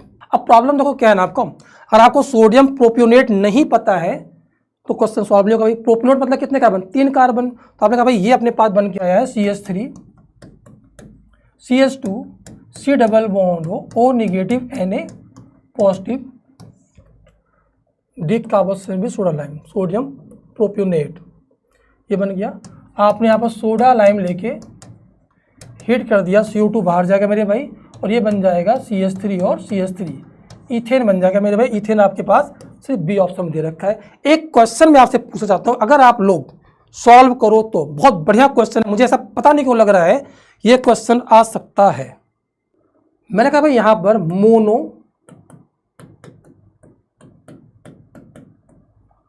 कार्बोक्सिलिक एसिड है, ध्यान से पढ़ना, इसको मैंने सोडा लाइम से लेके हीट किया, ये बेटा हमारे पास बन के आया आइसोपेंटेन। तो how many monocarboxylic acids are possible which give isopentane as a product by soda lime decarboxylation. Question ये आपके पास, उम्मीद करता हूँ क्वेश्चन आपका बहुत बढ़िया क्वेश्चन है। ये आपको बताना भाई हाउ मेनी, यहाँ मैंने एक्स लिख देता हूँ साहब यहाँ पर, how many x are possible including stereo isomers, including stereo isomers. ये क्वेश्चन आपको बताना, बहुत अच्छा क्वेश्चन है। हम एक क्वेश्चन पूछा मैंने भाई यहाँ पर कितने आप मोनोकार्बोक्सिलिक एसिड लोगे जिनके सोडा लाइम से हीट करने पर आइसोपेंटेन बने। बड़ा अच्छा क्वेश्चन है ये, इंक्लूडिंग स्टीरियो आइसोमर्स। हाँ, कई बच्चों के आंसर आ गए हैं, कई बच्चों के आंसर आ गए मेरे भाई, समझना। आपने कहा देखो, जब भी हम लोग डीकार्बोक्सिलेशन कराते हैं सोडा लाइम का, ध्यान से देखना, RCOOH हमने यहाँ पर सोडा लाइम लेके जब हीट किया है तो यहाँ पर ये CO2 हट जाता है मेरे भाई, क्या लग जाता है यहाँ पर RH। मतलब जहाँ जहाँ पर एल्केन में H लगा होगा वहाँ पहले क्या लगाया होगा, COH लगा होगा मेरे भाई। ये बात समझ में आई आपको, COH लगा होगा, तभी उसके डी कार्बोक्सिलेशन से आपको क्या बना है, एल्केन मिलता है। अब आपको एल्केन दे रखा है आइसोपेंटेन, ये आपके पास होता है मेरे भाई आइसोपेंटेन। तो आप मुझे बताइए यहाँ पर H कहाँ कहाँ लगा है, तो आपने कहा यहाँ यहाँ ये 1 डिग्री है, ये 1 डिग्री है, लगा है 3 डिग्री से, ये है 2 डिग्री है 1 डिग्री से। ओपन चेन कार्बन में 2 कार्बन आपके सेम 2 होते हैं जिनकी डिग्री सेम हो, अटैचमेंट सेम हो मेरे भाई। 1 डिग्री लगा है 3 डिग्री से, 1 डिग्री लगा है 3 डिग्री से, ये वाला सेम है। आइसोमर्स आ गया मेरे भाई। बिना आइसोमर्स के आपकी ऑर्गेनिक केमिस्ट्री लुल है बिल्कुल, समझे क्या। ये आपका 1 डिग्री है, लगा है 2 डिग्री से, बिल्कुल अलग है साहब। 2 डिग्री बिल्कुल अलग, 3 डिग्री बिल्कुल अलग। तो हम कहाँ कहाँ पर COH लगा सकते हैं, यहाँ लगाओ एक बात, यहाँ लगाओ अलग बात, यहाँ लगाओ अलग बात, यहाँ लगाओ अलग बात। तो आपने यहाँ पर ओवरऑल जो बनाया है 1 2 3, ये बनाया मेरे भाई COH, 1 2 3, ये बनाया मेरे भाई COH, 1 2, यहाँ बनाया COH, कार्बन कार्बन कार्बन, और लास्ट में हमने बनाया है ये वाला। अगर मैं स्ट्रक्चरल से पूछता तो आप सीधे आंसर देते मेरे भाई कितने, 1 2 3 और 4, बट यहाँ इंक्लूडिंग स्टीरियोसोमर्स कर दिया है। तो अब आइसोमर्स भी निकालना सीख लो साहब, ऑप्टिकल आइसोमर्स। तो यहाँ पर कोई कैरियर सेंटर नहीं है, कितने काउंट होंगे 1, यहाँ पर एक कैरियर सेंटर है, कितने काउंट होंगे 2, यहाँ पर कोई कैरियर सेंटर नहीं है, कितने काउंट होंगे 1, यहाँ पर आपका कैरियर सेंटर ये बन जाता है, यहाँ कितने काउंट होंगे 2, तो 2 2 4 5 और 6, आंसर बेटा यहाँ पे कितने आ गए 6। तो एग्जाम में देख लेना यहाँ पर इंक्लूडिंग स्टीरियोसोमर्स है या एक्सक्लूडिंग है, अगर इंक्लूडिंग है तो 6, एक्सक्लूडिंग होता तो 4, बिल्कुल हो जाएगा मेरे भाई। चलिए अब आपको क्वेश्चन पूछना, rate of D carboxylation of following carboxylic acid with soda lime in the order. आपको बताना साहब इसका आंसर क्या होगा। तो सोडा लाइम के डी कार्बोक्सिलेशन में CO2 हटाओ, एनायन बनाओ मेरे भाई, यहाँ क्या बनेगा CH3 माइनस, हटाओ मेरे भाई क्या बन जाएगा, कार्बन कार्बन निगेटिव, यहाँ हटाओगे मेरे भाई बन जाएगा कार्बन कार्बन और कार्बन निगेटिव। अभी आपने आज ही कुछ समय पहले आपने GOC पढ़ा था, और GOC के अंदर का मैं इसे नाम दूं मेरे भाई P, इसे नाम दूं Q, इसे नाम दूं मैं R। आपको स्टेबिलिटी ऑफ एनायन बताना है, फटाफट बताओ साहब स्टेबिलिटी ऑफ एनायन, सबसे बढ़िया एनायन की स्टेबिलिटी कौन सी होगी, PQR में, PQR में, PQR में, PQR में, आंसर आ गया। PQR सबसे स्टेबल कौन है मेरे भाई, ये आपका एनायन कैसा मेरे भाई, यहाँ पर CH3 है मिथाइल वाला, यहाँ पर आपका 1 डिग्री है, यहाँ पर इसका लगेगा +I, स्टेबिलिटी कम कर देगा। ये आपके 2 डिग्री है, 2 2 +I लगाएगा, स्टेबिलिटी और कम कर देगा। सबसे स्टेबल कौन है, P है, फिर Q है, फिर R है। जितना स्टेबल आपका इंटरमीडिएट होगा उसकी रेट उतनी ही बढ़िया होगी। तो R1 greater than R2 greater than R3, आपका आंसर कौन हो गया, A पार्ट। हाँ काफ़ी लोग का सही आंसर आया है, बहुत बढ़िया। चलिए, from carboxylic acid by Kolbe electrolysis process. तो समझो भाई, आपने कहा भाई यहाँ पर हमने इलेक्ट्रोड लगाया, यहाँ पर पॉजिटिव प्लेट, यहाँ पर नेगेटिव प्लेट, इसको हमने जोड़ दिया है बैटरी से। यहाँ पर हमने RCOO निगेटिव, यहाँ ले दिया हमने K पॉजिटिव। तो आपके पास पॉजिटिव प्लेस पे नेगेटिव वाला आयन जाएगा, RC double bond O negative, यहाँ पर इलेक्ट्रॉन को बाहर निकाल के बनाएगा RC double bond O radical, ये रेडिकल तुरंत टूटेगा मेरे भाई, बनाएगा R रेडिकल प्लस CO2। और R रेडिकल बनने के बाद क्या करेगा, कपलिंग करेगा, और कपलिंग करते ही बनाएगा R और R। मतलब इस रिएक्शन के अंदर क्या करना है, अगर आपको कार्बोक्सिलिक एसिड गिवन है तो पहले उसका एसिड बेस करा के सॉल्ट बनाओ, सॉल्ट बनाने के बाद क्या करना है, उसका इलेक्ट्रोलिसिस कराना है। तो इलेक्ट्रोलिसिस में क्या होगा, जो आपका नेगेटिव पार्ट है पॉजिटिव प्लेट में जाएगा, इलेक्ट्रॉन को डोनेट करने के बाद रेडिकल बनाने के बाद क्या बनाएगा, CO2 बनाएगा, R रेडिकल बनते क्या करना, कपलिंग कराना, इतने ध्यान रखना है आपको। देखो साहब, हाँ भाई RCO Na अपने पास आ गया, RR बनाया, कैसे बनाया होगा, CO2 हटाओ, R रेडिकल बनाओ, रेडिकल बनते क्या करेगा, कपलिंग करेगा, बनाएगा R। कोल्बे इलेक्ट्रोलिसिस भाई क्या कराया, यहाँ पर CH3CO निकाला, CO2 हटाया, CH3 रेडिकल कपलिंग कराया, CH3CH2। हाँ अब आप मुझे बताओ, अगर मैंने 2 अलग अलग एसिड लेके इसका मैंने कराया कोल्बे इलेक्ट्रोलिसिस, तो क्या बनेगा भाई, 2 अलग अलग रेडिकल बनेंगे। पहले वाले से भाई अपने पास बन के आएगा CH3 रेडिकल, और दूसरे वाले बन के मेरे भाई आएगा यहाँ पर CH3CH2 रेडिकल। अब 2 रेडिकल बन गए, सेल्फ कपलिंग होगी और क्रॉस कपलिंग होगी। सेल्फ कपलिंग कराओगे CH3 CH3 का तो बन जाएगा इथेन, इसका कराओगे मेरे भाई क्या बन जाएगा, 4 कार्बन का बन जाएगा एन ब्यूटेन, और क्रॉस कराओगे बन जाएगा प्रोपेन। ये हमने कपलिंग से कराया है। तो हमारे पास 3 अलग अलग प्रकार के क्या बन जाएंगे, इसके अंदर एल्केन बन जाएंगे। आसान क्वेश्चन है। Which are the following compound on electrolysis give ethane, ये क्वेश्चन आपको बताना है। अब प्रॉब्लम हम तो क्या इसके अंदर है, पहला दे रखा है मेरे भाई यहाँ पर acetic acid CH3 C double bond OH। अगर आपको कॉमन नेम नहीं पता तो आपसे क्वेश्चन नहीं होगा मेरे भाई। एसिटामाइड बी पार्ट आपको दे रखा है CH3 C double bond NH2। तीसरा पोटेशियम एसिटेट सी पार्ट दे रखा है मेरे भाई CH3 C double bond O negative A positive. Ethyl acetate D part दे रखा है यहाँ पर ethyl acetate CH3 C double bond O CH2 CH3। Kolbe electrolysis बेटा हम लोग कहाँ यूज़ करते हैं, कार्बोक्सिलिक एसिड को पहले बनाते हैं सॉल्ट में, फिर उसका कराते हैं इलेक्ट्रोलिसिस। तो ये आपका एस्टर वैसे गलत हो गया मेरे भाई, ये आपका एमाइड वैसे गलत हो गया। बचे 2 पार्ट, एक दे रखा ये वाला, ये दे रखा ये वाला। अब क्वेश्चन है भाई ये आंसर है ये आंसर है, तो हम लोग कभी भी एसिड का नहीं करते, हम लोग क्या करते हैं सॉल्ट का करते हैं। तभी एनायन बनेगा, तभी वो पॉजिटिव प्लेट पे जाएगा। तो ये आपका आंसर नहीं है मेरे भाई, आपका आंसर कौन हो गया, सी वाला पार्ट हो गया पोटेशियम एसिटेट। हाँ, अगर इसमें आपसे कहता है भाई यहाँ पर पहले क्यूएस से रिएक्शन कराया गया फिर बनाया गया, फिर तो आपका ये भी आंसर हो जाता। बट यहाँ पर डायरेक्टली पूछा गया है, तो डायरेक्टली आंसर तब आएगा जब आपका सॉल्ट गिवन हो, ना कि एसिड। फिजिकल प्रॉपर्टी, चलिए बहुत बढ़िया। Boiling point, molecular weight for an alkane. बड़ा अगर आप उसको सिंपल लैंग्वेज में समझना चाहो, भाई बॉइलिंग पॉइंट का मतलब होता है लिक्विड से कहाँ लेके आ रहे हैं हम लोग, गैस फॉर्म में लेके आ रहे हैं। सिंपल सी बात ये है, परफॉर्मेंस बनेगा तभी वो प्रेशर एक्सर्ट करेगा उसके सरफेस के ऊपर। जो जितना भारी होगा उसको उठाना उतना ही मुश्किल होगा, हमें एनर्जी देनी पड़ेगी ज़्यादा।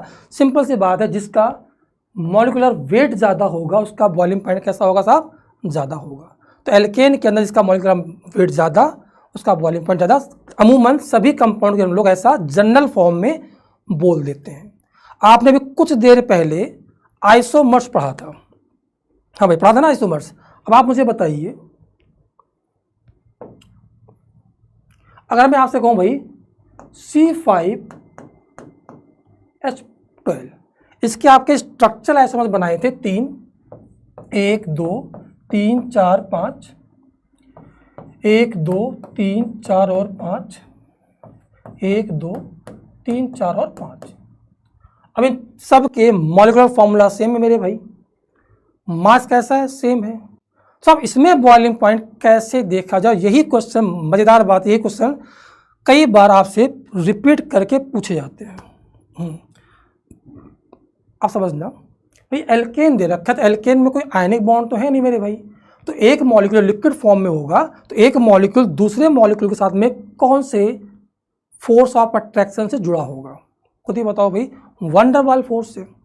अब जिस 2 मॉलिक्यूल के बीच में जितना अच्छा वैन डर वाल फोर्स होगा, फोर्स ऑफ अट्रैक्शन होगा, उसको हटाना उतना ही मुश्किल होगा, हमें एनर्जी देनी पड़ेगी ज़्यादा।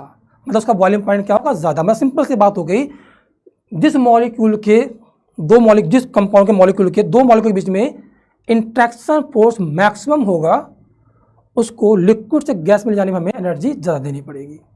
अब समझना भाई, ये लीनियर मॉलिक्यूल दे रखा है, ऐसे देखो मेरे भाई, इस प्रकार से।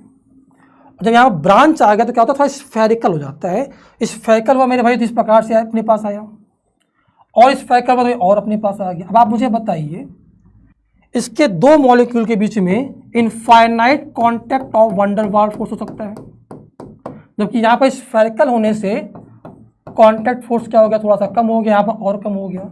इसका मतलब जैसे जैसे मैं ब्रांचिंग बढ़ाते जाऊंगा वैसे वैसे सरफेस क्या होगा, इसका स्फेरिकल होगा, तो 2 मॉलिक्यूल के बीच में लगने वाला वैन डर वाल फोर्स कम होगा, तो इसको लिक्विड से गैस में जाने हमें कम एनर्जी देनी पड़ेगी, और यहाँ पर एनर्जी देनी पड़ेगी ज़्यादा।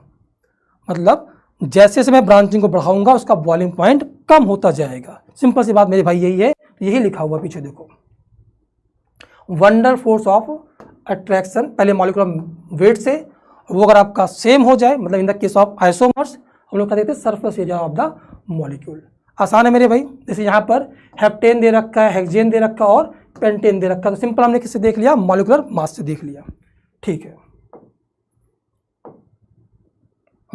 Boiling point number of side से, बट किसके अंदर, जब हम लोग क्या देखते हैं मेरे भाई, आइसोमर्स को देखते हैं तब हम लोग ये बात कर लेते हैं। जैसे एन पेंटेन अभी मैंने एग्जाम्पल भी लिया था, फिर आइसोपेंटेन और नियोपेंटेन, आसान क्वेश्चन था, सॉल्व हो गया। चलिए, केमिकल रिएक्शन ऑफ एल्केन, इसके अंदर एनसीईआरटी के अकॉर्डिंग 2 पार्ट बहुत ही मजेदार हैं जो आपसे बार बार पूछा जाता है। एक का नाम दे रखा है मेरे भाई कंट्रोल ऑक्सीडेशन, दूसरा दे रखा है हेलोजिनेशन, और तीसरा देखा आइसोमेरेशन, और यहाँ देखा ये वाला। ये 4 पार्ट ऐसे हैं जो जेईई मेंस बार बार पूछता है।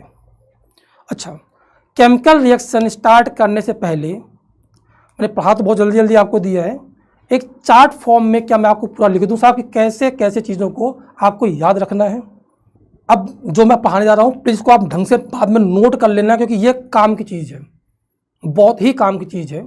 आप मुझे बताओ, अगर मुझे एल्कीन से एल्केन जाना हो, जैसे मैंने अभी आपको कुछ देर पहले पढ़ाया था,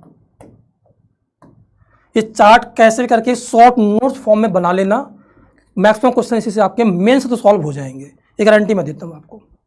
सीधे डायरेक्ट क्वेश्चन आएंगे। तो आपने कहा भाई यहाँ क्या करते हैं हम लोग, हाइड्रोजनेशन करते हैं, या तो H2Ni ले लेंगे, चलेंगे भाई H2PT, H2PT में से कोई भी ले लो, फर्क नहीं पड़ता मेरे भाई। ऐसे अगर मैं एल्काइन से आपसे कहूँ, सेम रिजेंट है मेरे भाई, क्या बनाओगे आप यहाँ पर, एल्केन बन जाएगा, सबने पढ़ रखा है। ये दो तो मैंने आपको पढ़ा दिया था, नाम होता है भाई हाइड्रोजनेशन ऑफ एल्केन। इसके आगे अब शुरू होती कहानी, जो मैंने आपको नहीं बताया था, चार्ट में नहीं लिया था, बट क्वेश्चन बहुत आते हैं। पहला पार्ट भाई ये हो गया, दूसरा पार्ट हो गया मेरे भाई ये, तीसरा पार्ट मैंने आपसे कहा RX से मुझे एल्केन बनाना हो, एक तो आपने पढ़ा था मेरे भाई zinc plus HCl, metal plus acid ले सकते हो। क्या इसके अलावा भी कोई और रिजेंट है जो आपके एल्काइल हैलाइड से RS में कन्वर्ट करे? किसी बच्चे को पता हो मुझे फटाफट बता दे। अब खतरनाक चीज़ आने वाली है, वो सब ठीक है, वो एक PPT साहब ने बता दिया, बहुत बढ़िया सा, बच्चे समझ में आ गया। काम की चीज़ अभी आई है कि कुछ भी समझ में नहीं आया साहब, ये चीज़ अगर मैं समझ में आती है तो हमारे काम आसानी से बन जाएगा।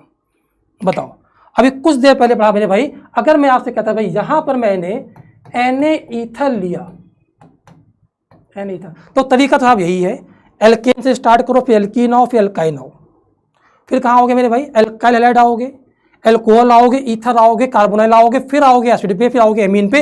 ये तरीका है किसी की प्रिपरेशन में, हमेशा आपको यही याद रखना है। अब बताओ साहब, अगर आपने Na-ethyl लिया, एल्काइल हैलाइड दे रखा, तो रेडिकल की रिएक्शन होगी, R रेडिकल बनेगा, कपलिंग कराएगा मेरे भाई, यहां बनाओगे RR। क्या इसके अलावा भी कोई रिजेंट है? मैं उम्मीद करता हूं आप बताओगे क्या इसके अलावा भी कोई और रिजेंट है। एक बच्चे ने लिखा साहब R2CuLi, हाँ बिल्कुल होता है साहब, कोरे हाउस सिंथेसिस होता है, बट भैया मेंस ना पूछेगा, टेंशन फ्री रहो। चलो अब आओ, अब बताओ भाई। हाँ, एक तरीका बेटा यहां पर और है, P+HI डेल्टा। हाँ भाई, रिजेंट होता है रेड फॉस्फोरस प्लस HI साथ में डेल्टा। ये दुश्मन है मेरे भाई, किसका, हैलोजन एंड ऑक्सीजन का। अगर किसी कंपाउंड में क्या हो मेरे भाई, हैलोजन हो या क्या हो, ऑक्सीजन हो, और आपने P+HI लेके हीट कर दिया, उस कंपाउंड में इसको रहने नहीं देगा, पूरा किनारे कर देगा उसको हटा के, और वहां लगा देगा H। तो ये आप नोट कर लो, P+HI ऑक्सीजन और हैलोजन का दुश्मन, सीधे क्या बनाएगा मेरे भाई यहाँ पर, RH। क्या ये बात समझ में सबको आई मेरे भाई? क्या ये बात सबको समझ में आई? कहाँ से आया भाई, यहाँ पर जिंक प्लस HCl ये बना दिया, Na-ethyl से भाई बना दिया RR, और P+HI डेल्टा ऑक्सीजन और हैलोजन का दुश्मन, सीधे बनाता है मेरे भाई क्या ये, सीधे कहाँ बनाता है मेरे भाई, एल्केन के अंदर। क्या इसके अलावा और भी कोई तरीका है? इसके अलावा क्या और भी कोई तरीका है? किसके अलावा कोई और भी तरीका है जो आपसे जेईई मेंस पूछ सकता है? एक बच्चे ने लिखा था R2CuLi, हाँ इसके अलावा भाई एक तरीका मेरे भाई और है, अगर आपने यहां पर RMgX लिख दिया, ऐसे केस में आपका R को यहां पर 1 डिग्री या 2 डिग्री होना पड़ेगा।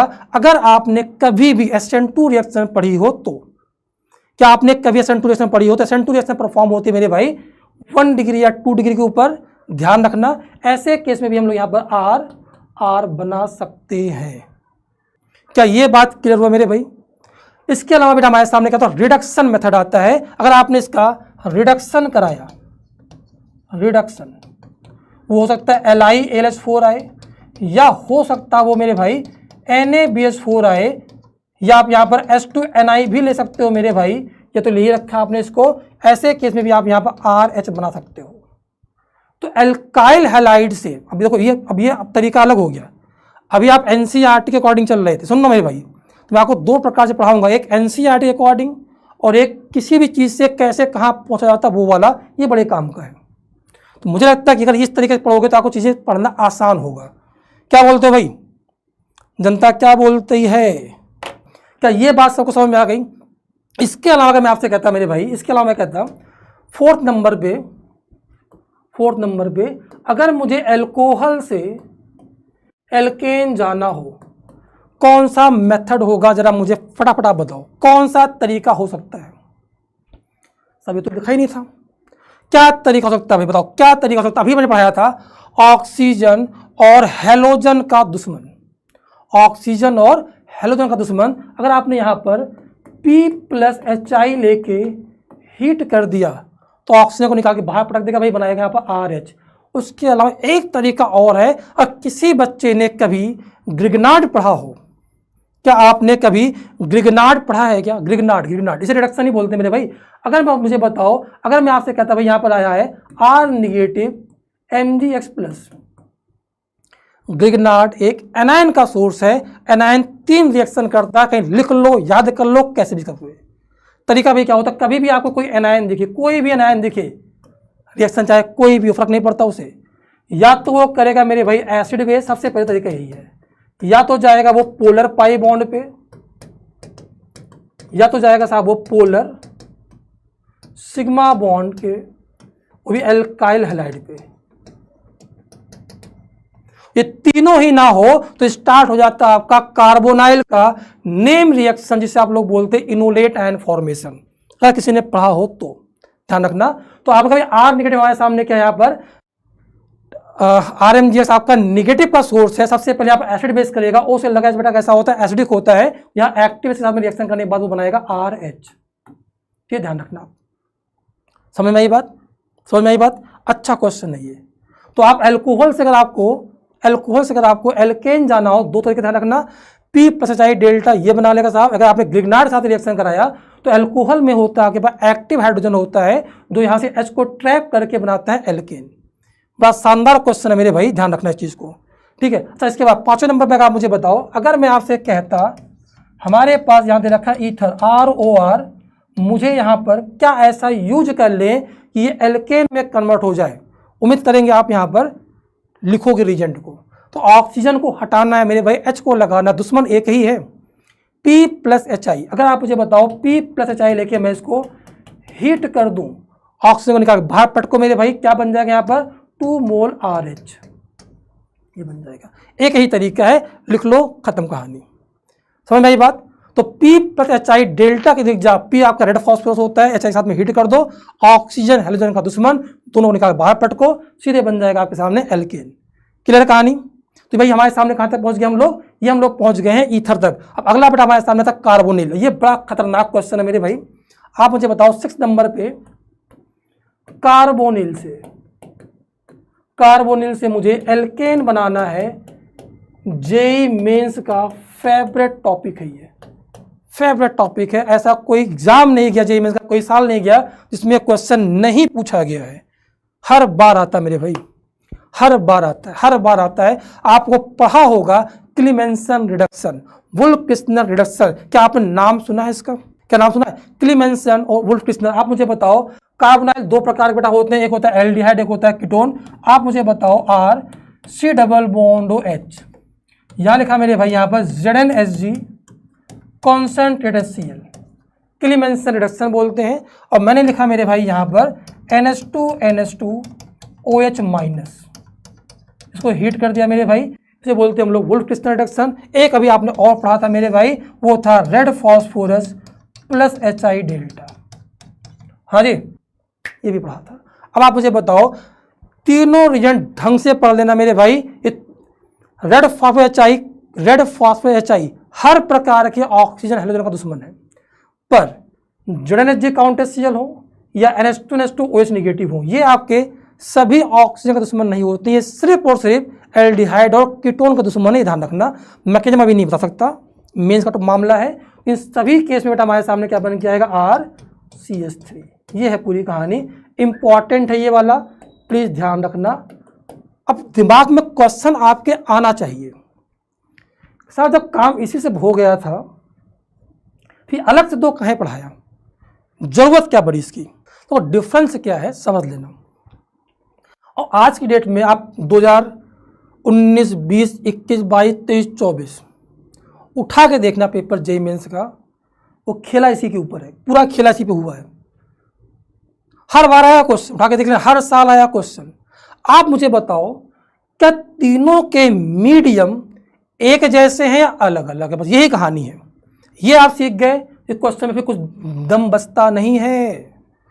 आप मुझे बताओ मेरे भाई, क्लीमेंसन का पहला वाला भाई क्लीमेंसन है ये वाला, इसका मीडियम जो है ना मेरे भाई, मीडियम ये एसिडिक है, या OH नेगेटिव ले रखा है, इसका मीडियम आपका बेसिक है, और इसका भी मीडियम बेटा हमारे साथ HI होने से एसिडिक है। बस यहीं पर कहानी पलटा खा जाती है।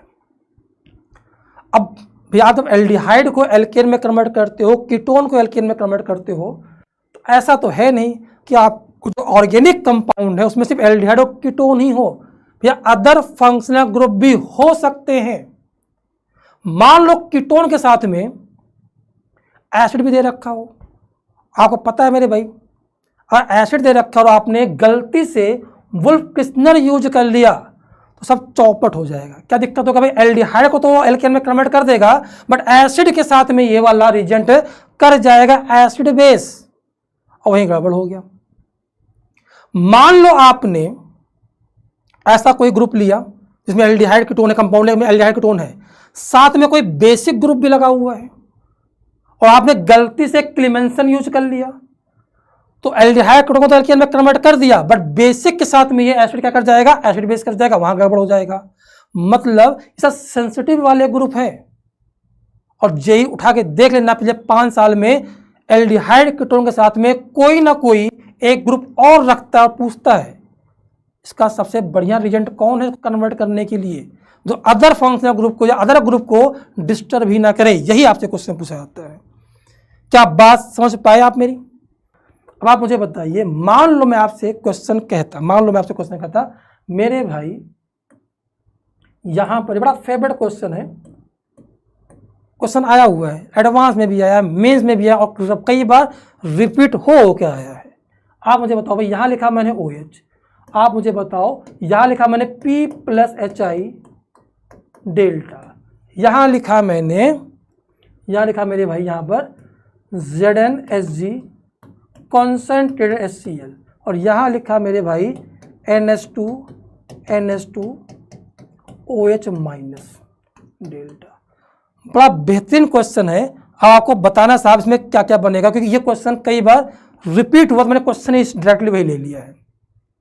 और ये आपको अगर आपने PYQ सॉल्व किया हो, ये क्वेश्चन आपको एल्डिहाइड कीटोन में मिला होगा।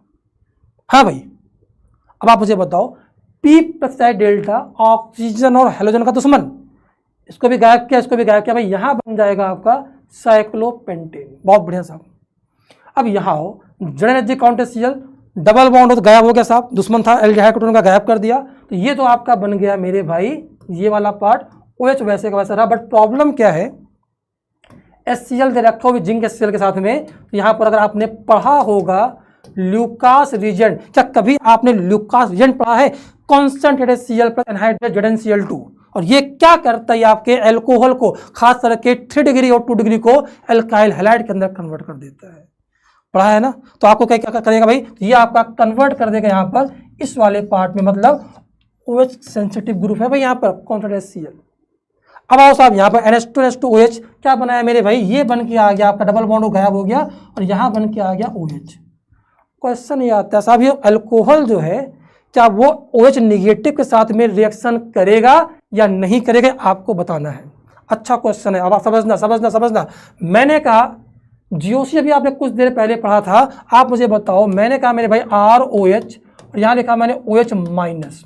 अगर मैंने यहाँ पर एसिड प्लस बेस रिएक्शन कराया तो ये बन के आएगा मेरे भाई यहाँ पर H2O, अगर मैंने कराया और साथ में बनाएगा भाई RO माइनस, ये बनाया एल्कोहल NaOH में KOH में डिजॉल्व होता है कि नहीं। भाई सिंपल सी बात है यार, कोई रिएक्शन आगे तभी जाएगी जब उसको फायदा होता हो। भाई कोई रिएक्शन आगे तभी जाएगा उसको फायदा होता हो, सिंपल सी बात है। अब आप मुझे बताओ OH माइनस और RO माइनस में से ज्यादा स्टेबल कौन है। तो आप देखो भाई, ये आया OH माइनस और ये अपने पास आया RO माइनस। O पे नेगेटिव दोनों नेगेटिव बराबर था, EN बराबर, सब कुछ बराबर है। बट यहाँ R का लगेगा मेरे भाई प्लस आई, और प्लस आई लगाओगे तो इसकी स्टेबिलिटी क्या होगी, कम हो जाएगी। तो OH नेगेटिव की स्टेबिलिटी ज्यादा है। इसी को हम लोग पढ़ाते हैं। स्ट्रॉन्ग एसिड जो होता है वीक एसिड के सॉल्ट से क्या करता है, उसको वीक एसिड को डिस्प्लेस कर देता, कहानी वही है। तो अब ये रिएक्शन उस तरफ जाएगी जहां स्टेबिलिटी बढ़े। OH नेगेटिव की स्टेबिलिटी ज्यादा, इसकी स्टेबिलिटी का मतलब ये रिएक्शन होने वाली है या नहीं है। मतलब आपका जो OH बना है वो इस OH नेगेटिव के साथ में आगे रिएक्शन नहीं करेगा, यहीं पर स्टॉप हो जाएगा। और यही क्वेश्चन पूछा गया था, यहां से यहां जाने पर इन तीनों में से बेस्ट रिएजेंट कौन सा था। क्या ये बात समझ में आई आपको। देखो कठिन चीज तो है। तो आप कहां से कहां पहुंच गए मेरे भाई, आप एल्डिहाइड कीटोन से कहां पहुंच गए, एल्केन के अंदर। और भी सेंसिटिव ग्रुप होते हैं, जब रिडक्शन पढ़ाऊंगा दोबारा पढ़ाऊंगा इसको, ठीक है। चलिए अब आप मुझे बताओ, और फिर आते हैं हम लोग कहां पर, कार्बोक्सिलिक एसिड से।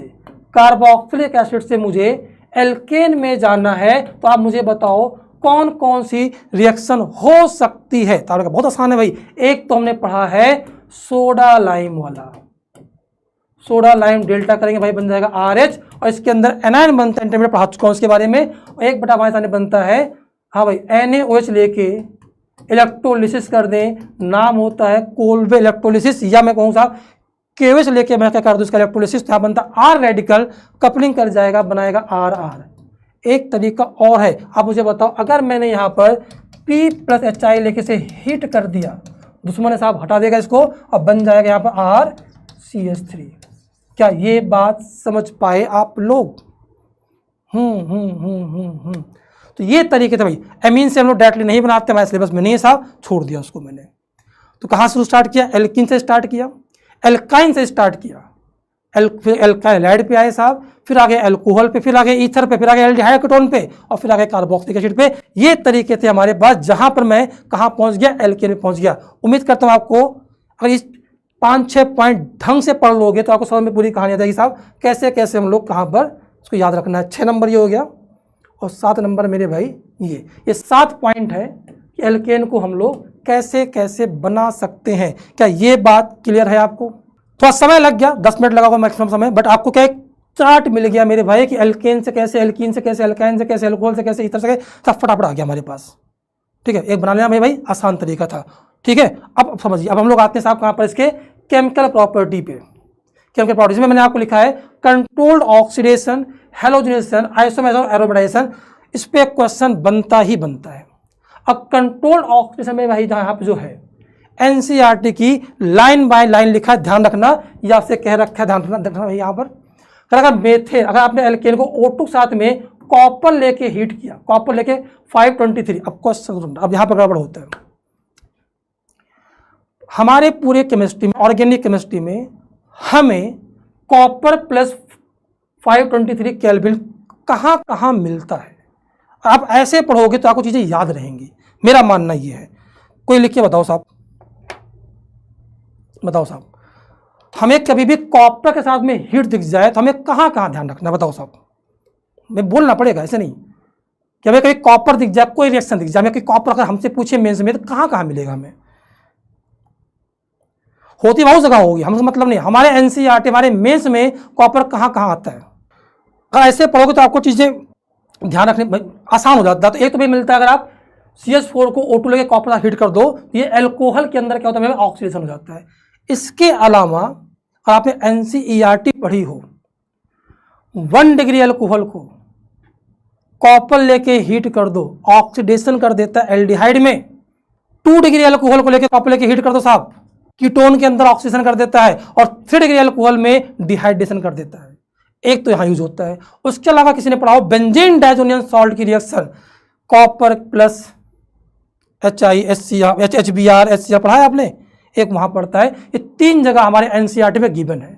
तो जब भी आपसे कॉपर क्वेश्चन पूछेगा, ये 3 ही जगह पूछेगा ऑर्गेनिक के अंदर, जिसमें 2 तो बच्चों को याद होता ही होता है, ये वाला भूल जाता मेरे भाई, तो ध्यान रखना इस चीज़ को, ठीक है। एक बेटा हमारे सामने, हाँ वो भी है Cu प्लस CuCN, वो भी ठीक है, हाँ वो भी सही है, Cu plus CuCl2 plus HCl, send mayor reaction, बहुत बढ़िया बेटा, एक अटर मान भी होता है।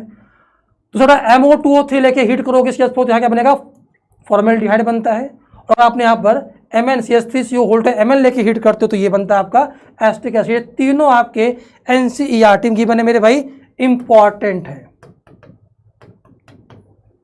इसको आपको याद ही रखना पड़ेगा, कोई तरीका नहीं है, ठीक है भाई। फिर से बोल रहा हूँ, कॉपर 3 जगह, एक यहाँ, दूसरा 1 डिग्री 2 डिग्री अल्कोहल में ऑक्सीडेशन 1 टाइम और 3 डिग्री अल्कोहल में डिहाइड्रेशन, ध्यान रखना इस चीज़ का।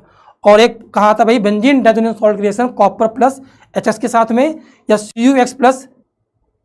हाँ अब बड़ा मजेदार क्वेश्चन है, रुको रुको रुको रुको रुको रुको रुको रुको, ऑक्सीडेशन का होता है, बताओ भाई ऑक्सीडेशन भाई मतलब क्या होता है। देखो आपने फिजिकल केमिस्ट्री में पढ़ा होगा, ऑक्सीजन नंबर का बढ़ना, इलेक्ट्रॉन का निकलना, इसका जुड़ना, सब ठीक है, सब अपनी जगह सही है भैया, सब कुछ सही है। ऑर्गेनिक के अंदर, रुक जाओ, ऑर्गेनिक के अंदर रुक जाओ बेटा, ठीक सब कुछ सही है, अरे समझ में आ गया मेरे भाई। ऑर्गेनिक के अंदर हमें कभी भी मालूम चले अगर ये ऑक्सीडेशन कराना है तो करना क्या होता है, ये आप दो ही चीजें, ऑक्सीडेशन बहुत आसान होता है, आप पहले पहचानो, ऑक्सीडेशन के अंदर पहचानना पड़ता है कौन से बॉन्ड का ऑक्सीडेशन होगा, पहला पॉइंट। अभी एल्कीन में आएगा ओजोनलिसिस के अंदर, पहला पॉइंट आपको पहचानना पड़ता है कौन से बॉन्ड का ऑक्सीडेशन पॉसिबल है, पहला पॉइंट। अब मालूम चले गया मेरे भाई फिर क्या करना है उसका ऑक्सीडेशन, तो ऑक्सीडेशन करना क्या होता है, बॉन्ड को काट के लगाना होता है OH, जितने बॉन्ड कटेंगे उतने OH लगेंगे, बात खत्म हो जाती है। फिर से बोल रहा हूं, 2 काम करना है, पहला काम है पहचान करना किसका ऑक्सीडेशन होगा, दूसरा मालूम चल गया मेरे भाई उस बॉन्ड को काटना है और लगाना है OH। अगर 2 पॉइंट आपको समझ में आ गया कहानी खत्म हो जाती है।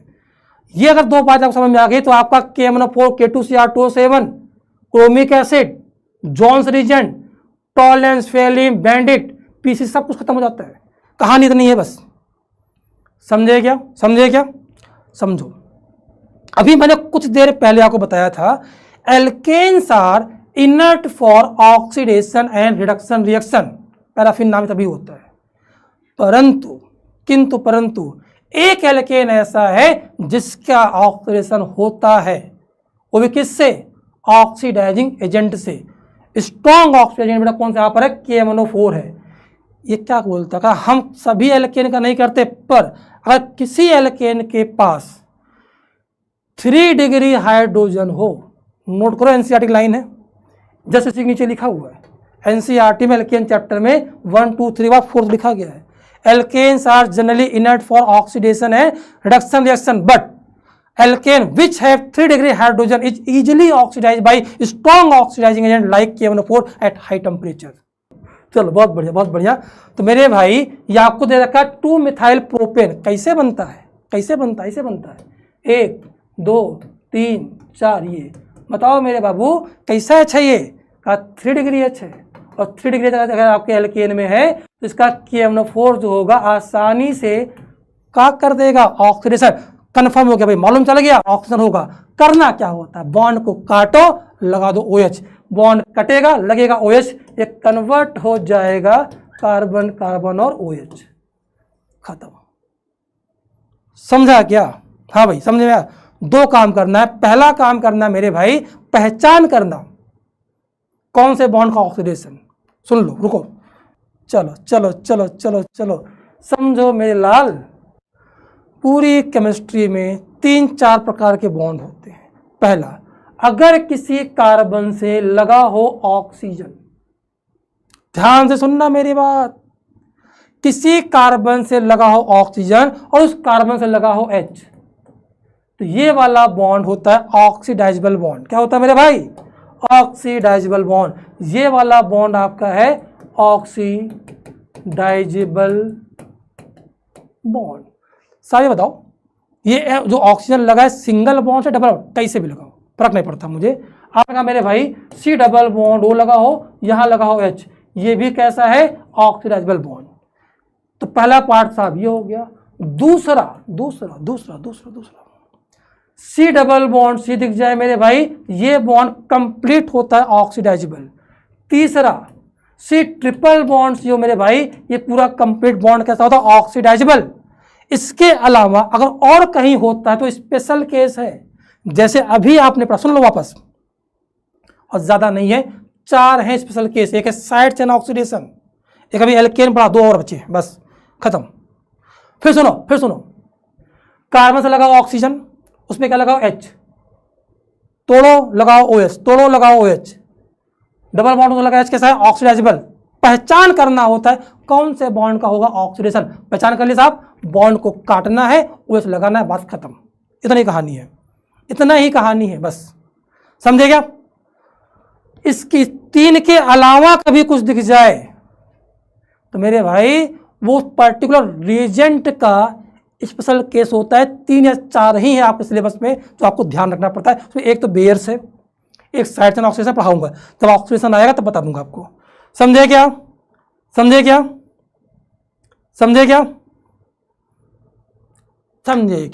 रुको। तो भैया KMnO4 जो अपने पास है स्ट्रॉन्ग ऑक्सीडाइजिंग एजेंट है, स्ट्रॉन्ग है, ये स्ट्रॉन्ग है। क्या है इसका मामला भाई? इसका मामला क्या है कि ये 3 डिग्री हाइड्रोजन ऑफ एल्केन का भी क्या करता है मेरे भाई, ऑक्सीडेशन करता है। तो इसका एक तो स्पेशल केस आप यही है, तो ध्यान रखना 2-3 है। एक तो क्या साहब, एल्केन जनरली ऑक्सीडेशन नहीं करता है, पर एक एल्केन ऐसा है, कौन सा, जिसमें 3 डिग्री H होता है, वो KMnO4 के साथ में ऑक्सीजन होकर एल्कोहल देता है, बात खत्म। क्लियर है भाई ये बात? क्या समझ में आ रही बात आपको? बहुत बढ़िया। चलो साहब, ये ध्यान रखना, आप जो लिखा गया है ये वाला 1 2 3 NCERT की लाइन है भाई, ध्यान रखना।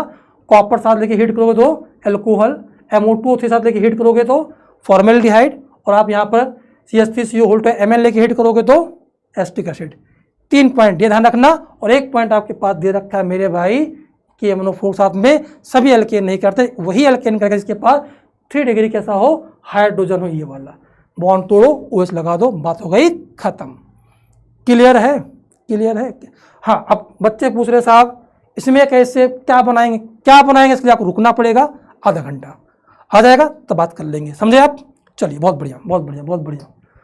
हाँ जी, हेलो जी, देखो मेरे भाई समय कम है, डायरेक्ट क्वेश्चन बताता हूँ। हेलोजिनेशन, इसको लोग बोलते हैं फोटो हेलोजिनेशन रिएक्शन। मतलब ये रिएक्शन आपकी होती है in the presence of sunlight, और ये रेडिकल मैकेनिज्म फॉलो करती है 3 स्टेप में। शायद बेसिक चीज आपको पता है, पहला होता है इनिशिएशन, दूसरा होता है प्रोपोगेशन, और लास्ट होता है टर्मिनेशन। शायद ये बात अगर आपको नहीं पता, मैं वापस बोल देता हूं। पहला इनिशिएशन, दूसरा प्रोपोगेशन, तीसरा टर्मिनेशन। ठीक है, अब वो बात बताने जा रहा हूं जो आपको नहीं पता है, गारंटी करो नहीं पता है, खतरनाक चीज बोलने जा रहा हूं। 3 स्टेप, Cl2, इसे हम लोग बोलते हैं इनिशिएशन, मतलब हमें इनिशिएट करना है। सनलाइट लेके हीट कर दिया, HNO बोलो या UV बोलो, हीट कर दिया साहब, बन गया Cl रेडिकल। मेरा क्वेश्चन आपसे ये है, ये स्टेप जो है कैसा है, एंडोथर्मिक है एक्सोथर्मिक? हमें एनर्जी देनी पड़ी है या एनर्जी मिली है? पढ़ाई में कुछ भी पढ़ा दो, एंडोथर्मिक, बहुत बढ़िया मेरे भाई, ये आपका है एंडोथर्मिक, बहुत बढ़िया। एंडोथर्मिक मतलब पैसा खर्चा हुआ है,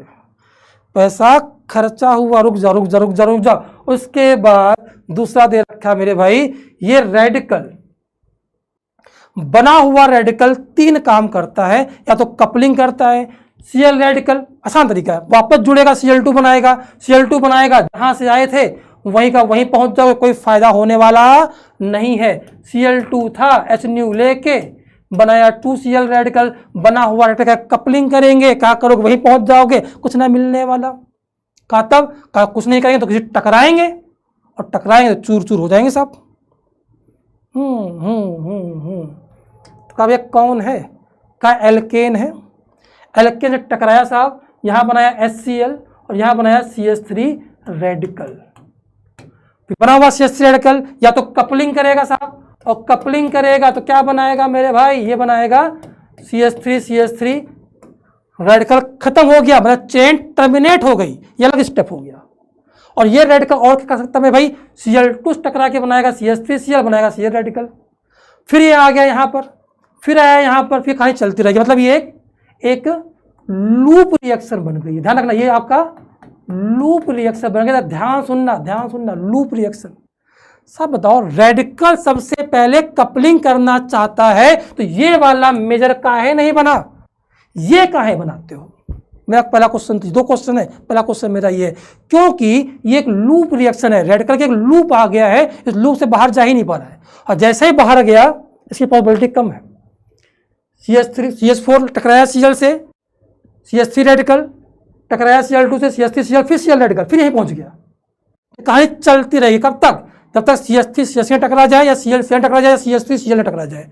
तो कठिन है मेरे भाई, है समझ में आई बात, समझ में आई बात। इसीलिए हम लोग अभी एक Cl को हटाया है। रुको, ये स्टेप कैसा है मेरे भाई, एंडोथर्मिक है एक्सोथर्मिक है, बताओ। जिस बच्चे को नहीं पता है नोट कर लो, लिख लो, समझ लो। समझे बेटा? रिएक्शन रेडिकल की, सुन लो बेटा, फ्री रेडिकल की रिएक्शन अगर 3 स्टेप में होती है, इनिशिएशन, प्रोपोगेशन एंड टर्मिनेशन।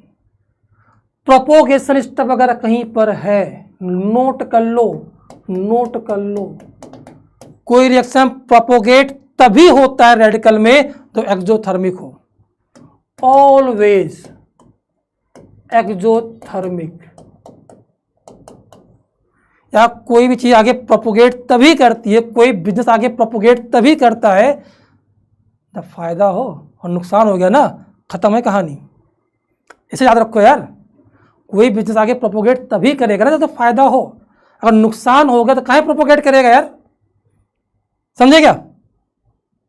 और जेई ने क्वेश्चन पूछा ये, अभी आगे पढ़ाऊंगा आपको, पेरोक्साइड इफेक्ट वाला, SCl में नहीं लगता रेडिकल वाला, काहे नहीं लगता? क्योंकि इसमें कोई ना कोई एक प्रोपोगेशन स्टेप क्या होता है, एंडोथर्मिक हो जाता है, ये लिखा हुआ है, पढ़िए एनसीईआरटी आप। तो दुनिया में कोई भी रेडिकल की रिएक्शन अगर प्रोपोगेट हो रही है तो नोट कर लो, लिख लो, वो एक्सोथर्मिक ही है।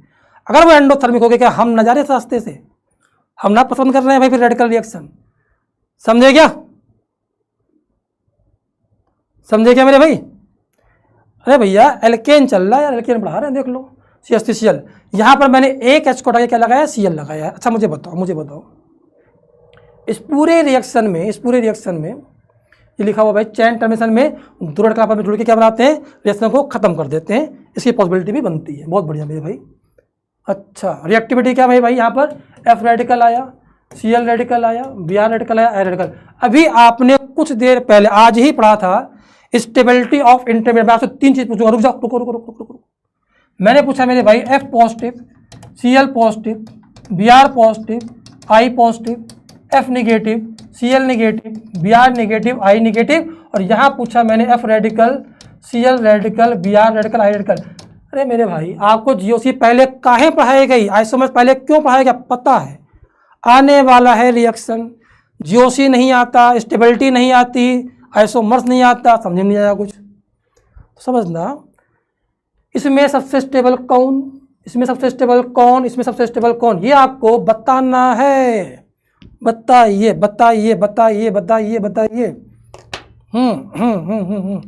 पहले वाले में सबसे स्टेबल कौन, मैं लिख देता हूं मेरे भाई, ये आपका फर्स्ट है, ये आपका सेकंड, ये आपका थर्ड है। अगर आप ये बता पाओगे तब इसकी रिएक्टिविटी आपको समझ में आएगी। एक ग्रुप में, रुको, एक ग्रुप में अगर एलिमेंट दे रखे हैं FCl Bri, oxygen sulphur selenium, ये सब दे रखे हैं, उसमें चार्ज कोई लगाओ, इंटरमीडिएट कोई हो, पढ़ाया जाता है साइज इफेक्ट लगाया जाता है। साइज इफेक्ट मतलब कोई भी इंटरमीडिएट हो मेरे भाई, ऊपर से नीचे जाने पर स्टेबिलिटी बढ़नी ही बढ़नी है, स्टेबिलिटी बढ़नी। सबसे स्टेबल कौन है, I पॉजिटिव। सबसे स्टेबल कौन है, I नेगेटिव। सबसे स्टेबल कौन है, I रेडिकल। तो मेरे भाई अगर I रेडिकल जिसमें बनेगा वो कहेगा हम स्टेबल हैं, हम रिएक्शन काहे करें, तो उसकी रिएक्शन क्या होगी, स्लो होगी। F रेडिकल बोलेगा भाई हम जैसे बने हम हाईली अनस्टेबल हैं, हम नहीं बनते, हम तो तोड़फोड़ मचाएंगे। तो F2 जो होता, सुनना, F2 जो होता है आग लगा देता है, क्योंकि स्टेबल ही नहीं, जैसे बनेगा तोड़फोड़ मचाओ सब। हाईली रिएक्टिव, हाईली जो एक्सप्लोजिव होता है ये। I2 कहता है भैया बंद तो गए हम खुद ही स्टेबल है, हम आसानी से रिएक्शन करते ही नहीं। बचे दो, कौन कौन? क्लोरीनेशन और ब्रोमिनेशन। ध्यान रखना इस चीज का। इसीलिए अब इन दोनों में से, तो इन दोनों में से फिर से बोल रहा हूं, F2 कैसा होता है? एक्सप्लोजिव। I2 कैसा होता है भाई? रिवर्सिबल होता है। कहता है मैं आसानी से जैसे गया वापस आ गया, जैसे गया वापस आ गया। बचता है Cl2 और Br2। रुको मेरे भाई, Cl2 Br2 में से Br रेडिकल ज्यादा स्टेबल है और Cl रेडिकल रिएक्टिव है। तो कहा जाता है, रुको मैं क्वेश्चन पूछूंगा, क्वेश्चन पूछूंगा, रुको यार, एक क्वेश्चन पूछ रहा हूं। आप लोग कहीं बाहर जाते हो घूमने फिरने अपने परिवार के साथ में, सुनना मेरी बात यार, मतलब ठीक है कुछ भी लिखा सब बढ़िया है यार, समझो मजेदार चीज है यार ये। आप जब जाते हो बाहर अपने परिवार के साथ में और आपको शाम को कहीं खाना खाना, डिनर करना बढ़िया, तो कहीं जाकर खा लेते हो क्या इसे? हाँ, क्या कहीं जाकर खा लेते हो क्या?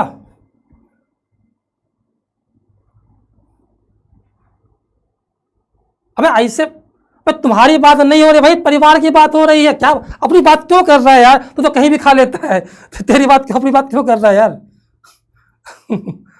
आप जब परिवार के साथ जाते हो, फैमिली के साथ जाते हो मेरे भाई, तो आप चूज करते हो सबसे बढ़िया रेस्टोरेंट कौन है, सबसे अच्छी डिश कौन है, तब खाना खाते हो, है कि नहीं है? मतलब आप सेलेक्टिव हो, आप स्टेबल हो यार, आपको भूख थोड़ी लगी है, ठीक है, एक शौक के लिए जा रहे हैं, बढ़िया एंजॉयमेंट करके आएंगे, बढ़िया आपने सेलेक्ट किया खाने को क्योंकि आप स्टेबल हो।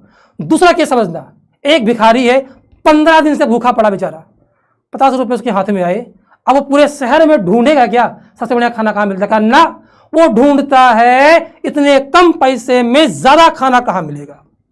ये है कहानी। अब आप मुझे बताओ Cl रेडिकल भी है, Br रेडिकल भी है। रुको, Cl रेडिकल भी है, Br रेडिकल भी है, क्या बोलेगा?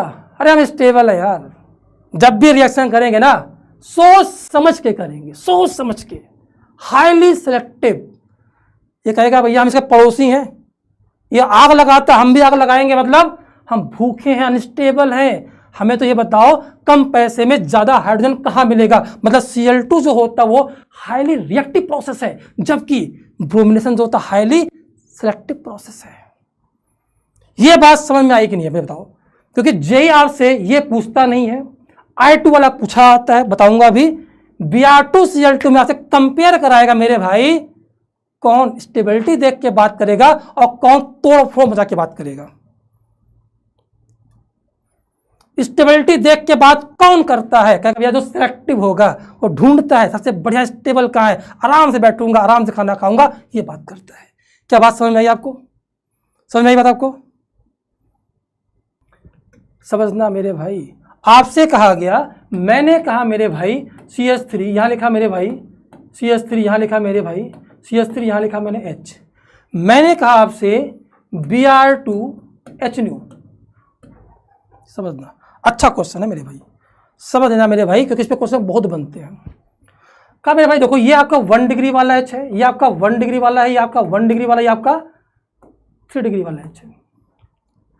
1 डिग्री वाले H को हटाओ, एक पॉसिबिलिटी, 3 डिग्री वाले हटाओ तो एक पॉसिबिलिटी। मतलब आपसे पूछेगा मोनोक्लोरिनेशन कराना है, मतलब एक H को हटा के Br लगाना है। 2 पॉसिबिलिटी बन सकते हैं मेरे भाई, एक बनेगा ये वाला, ध्यान से देखना, C यहां पर है मेरे भाई Br, और एक बना मेरे भाई CH2Br CH3CH3। जे आपसे ये पूछेगा इसमें मेजर कौन सा है, मतलब किसका बनना बढ़िया है, तो आपका देखो मेरे भाई Br2 वाला मामला है। और ब्रोमीन जब आता है ना, कहता हम ऐसे रिएक्शन नहीं करते, हम रिएक्शन वही करेंगे, हम उसी H को हटाएंगे जहां बनने वाला रेडिकल सबसे ज्यादा स्टेबल हो। क्या बात समझ में आई आपको? तो आप मुझे बताओ, अगर मैं यहाँ 1 डिग्री हटाऊं मेरे भाई, ये बनेगा CH2 रेडिकल CH3CH3, और यहां बन के आया मेरे भाई CH3C रेडिकल CH3CH3।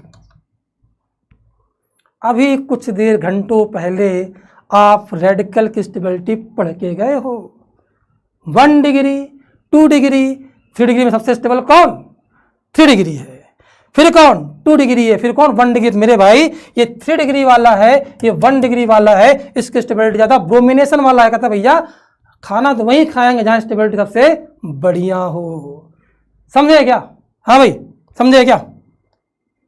समझे क्या? तो आप मुझे बताओ मेरे भाई, ये वाला आपका बनेगा मेजर और ये वाला बनेगा आपका माइनर। मतलब in the case of bromination, in the case of bromination Br2HNu, reactivity जो होगी मेरे भाई, रिएक्टिविटी ऑफ H जो होगा वो कौन होगा? 3 डिग्री, फिर 2 डिग्री, फिर 1 डिग्री। ये है पूरी कहानी और इस पे जे क्वेश्चन कई बार पूछ लिया है।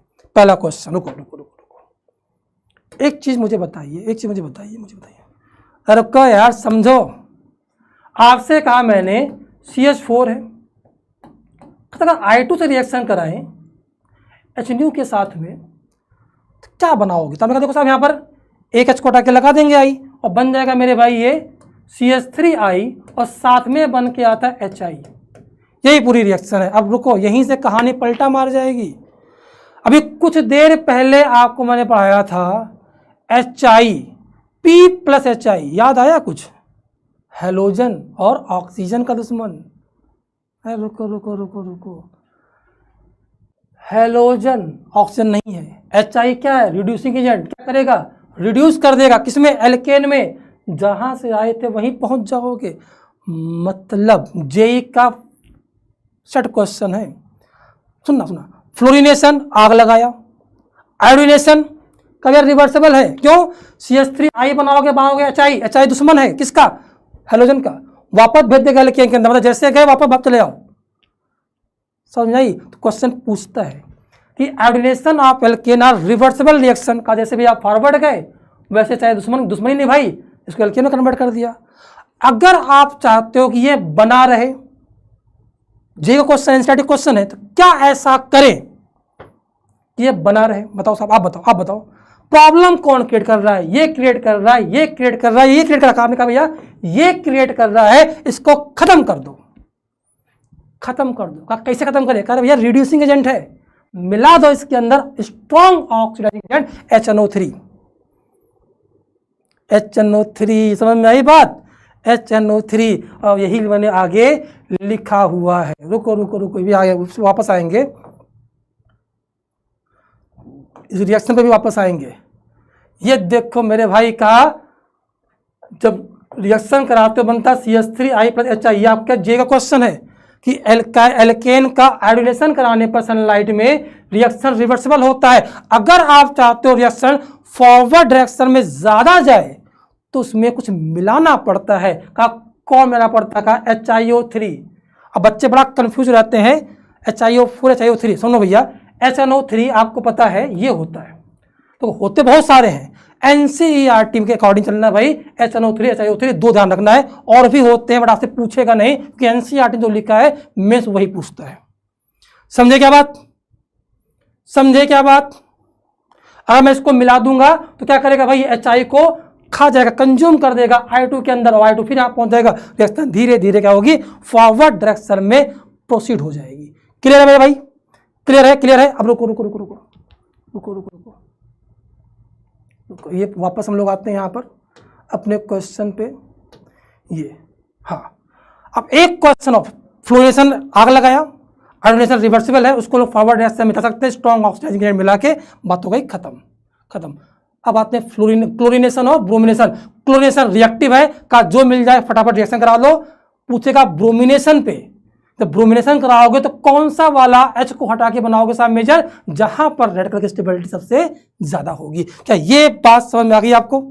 आपसे कहा गया, मैंने कहा 1 2 3 4 और 5, मैंने कहा मेरे भाई Cl2HNu लिया, मोनो क्लोरो प्रोडक्ट्स बनाने हैं मेरे भाई, ओनली स्ट्रक्चरल, बस सिर्फ स्ट्रक्चरल। आपको मैंने 1 मिनट का टाइम दिया, आप सॉल्व करके बनाओ साहब। ओनली स्ट्रक्चर एक क्वेश्चन ये है। दूसरा क्वेश्चन लिख रहा हूं मैं यहां पर, ये वाला 1 2 3 4 और 5 सेम क्वेश्चन है। Cl2HNu total mono chloro products, और इसके अंदर मैं लिख दिया इंक्लूडिंग स्टीरियो आइसोमर्स। तो कोई क्वेश्चन है कठिन, बताइए साहब। हाँ भाई, हाँ भाई, देखो ये क्वेश्चन पता नहीं क्यों मुझे ऐसा लग रहा है कि आपसे पूछा जा सकता है। समझना, हमें कैसे मालूम चलेगा साहब कहाँ कहाँ। भाई मोनोक्लोरो का मतलब है एक एच को हटाओ, एक सीएल को लगाओ। तो कहो साहब यहाँ लगा लो, यहाँ लगा लो, यहाँ लगा, 1 2 3 4 5 5 हो जाएंगे ना मुन्ना ना। ऐसा नहीं करना है, ऐसा नहीं करना है, कुछ तो बात है। क्या बात है बताओ भाई, क्या बात है, बताइए बताइए क्या बात है। एक लिखा 36, नहीं 3 और 6 लिखा है। अच्छा अच्छा, 1 में आया है 3 और 2 में आया साहब 6। बहुत बढ़िया, आंसर परफेक्ट दिया लोगों ने। समझाते हैं, ऐसे क्वेश्चन बड़ा आसान होता है, समझना मेरी बात, समझना मेरी बात। ओपन चैनल केन में डिग्री लिख लो यार, इसे लिख लो आप 1 डिग्री, इसे लिख लो आप 2 डिग्री, इसे लिख लो 2 डिग्री, 2 डिग्री और 1 डिग्री। 1 डिग्री लगाया 2 से, 1 डिग्री लगा 2 से, मतलब सब पता है। देखो इसमें तरीका था आईयूपीएसी, आईयूपीएसी आता फिर तो कोई दिक्कत नहीं साहब, लगा के चेक कर लो, कोई दिक्कत नहीं। नहीं आती आईयूपीएसी, पढ़ा नहीं अभी तक। ओपन चैनल केन में 2 कार्बन सेम तब होते हैं जब उनकी डिग्री सेम हो, पहला कंडीशन। बट डिग्री सेम होने से काम ना चलेगा बेटा। अटैचमेंट देखो, सेम डिग्री कार्बन से अटैच हो, 2 चीज देखना है, 2 चीज आता है, 2 चीज, या तो डिग्री, पहला डिग्री सेम हो और फिर अटैचमेंट सेम हो, तब वो 2 कार्बन कैसे होते हैं, सेम हो जाते हैं। ओपन चैनल केन में उतने क्वेश्चन में जितना आपसे जेईई मेंस एडवांस पूछेगा। ये ट्रिक है बट काम करेगा कितने क्वेश्चन में, जितना आपसे जेईई मेंस एडवांस पूछेगा। समझना, 1 डिग्री लगाया 2 से, 1 डिग्री लगाया 2 से, मतलब सीएल को यहां लगाओ, यहां लगाओ, एक ही बात, एक ही बात, एक ही बात, टिक कर दिया, खत्म। 2 डिग्री 2 डिग्री 2 डिग्री, तीनों 2 डिग्री है, बस डिग्री सेम हो जाए तो क्या बात बन जाएगी, कहा ना मुन्ना ना। दूसरा चीज देखो, क्या देखें, अटैचमेंट का 2 डिग्री लगाया 1 और 2 से, 2 डिग्री लगाया 1 और 2 से, बट ये वाला 2 डिग्री है भैया लगाया 2 और 2 से, तो ये बोलेगा बीच वाला हमें अपने मत गिनो, हम वो नहीं है।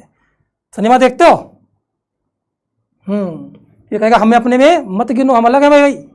ये दोनों कैसे हैं, सेम, तो सीएल को यहां लगाओ, यहां लगाओ, एक ही बात, और यहां लगाओ, बिल्कुल अलग बात है। ओनली स्ट्रक्चर पूछा है मेरे भाई, तो आंसर हो गया 3, खत्म।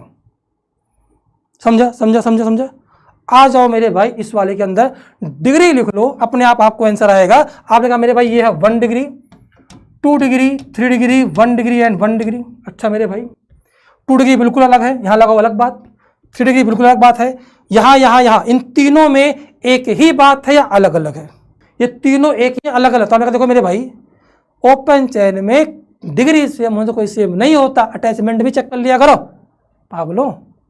हाँ अरे कैसे सेम है यार, सेम कैसे हो गया, कैसे हो गया, ये 1 डिग्री लगाया 2 से, ये 1 लगाया 3 से, 1 लगाया 3 से, ये दोनों सेम, ये कैसा अलग है, एक यहाँ एक यहाँ। अगर मैं यहाँ पर इंक्लूडिंग स्टेज हटा दूँ तो 4 होता, अब इंक्लूडिंग पूछा है साहब, तो आप यहाँ पर सीएल लगाओगे, 2 क्रैश सेंटर मिलते हैं, तो वहाँ पर 2 और बढ़ जाते हैं, आंसर बेटा यहाँ पर कितना आता है, 6 आता है। ये पूरी कहानी है इसकी। अब आपको क्वेश्चन बताना है ये वाला, बताइए क्वेश्चन क्या होगा इसका answer. Photo catalytic formation of 2 methyl butane is, major पूछा है भैया, मेजर पूछा है साहब, ये तो पता है हमें। ब्रोमिनेशन पूछा है तो रेडिकल की स्टेबिलिटी देखनी है, PYQ है, देख लो PYQ। बट प्रॉब्लम जानते हो क्या है साहब, आता तो है मैं स्टेबिलिटी देखना, पर जो लिखा है ना यही नहीं बनाना आता। अब आईयूपीएसी नहीं आता फिर मामला गड़बड़ हो जाएगा। कैसे बनाओगे बताओ साहब, कैसे बनाओगे।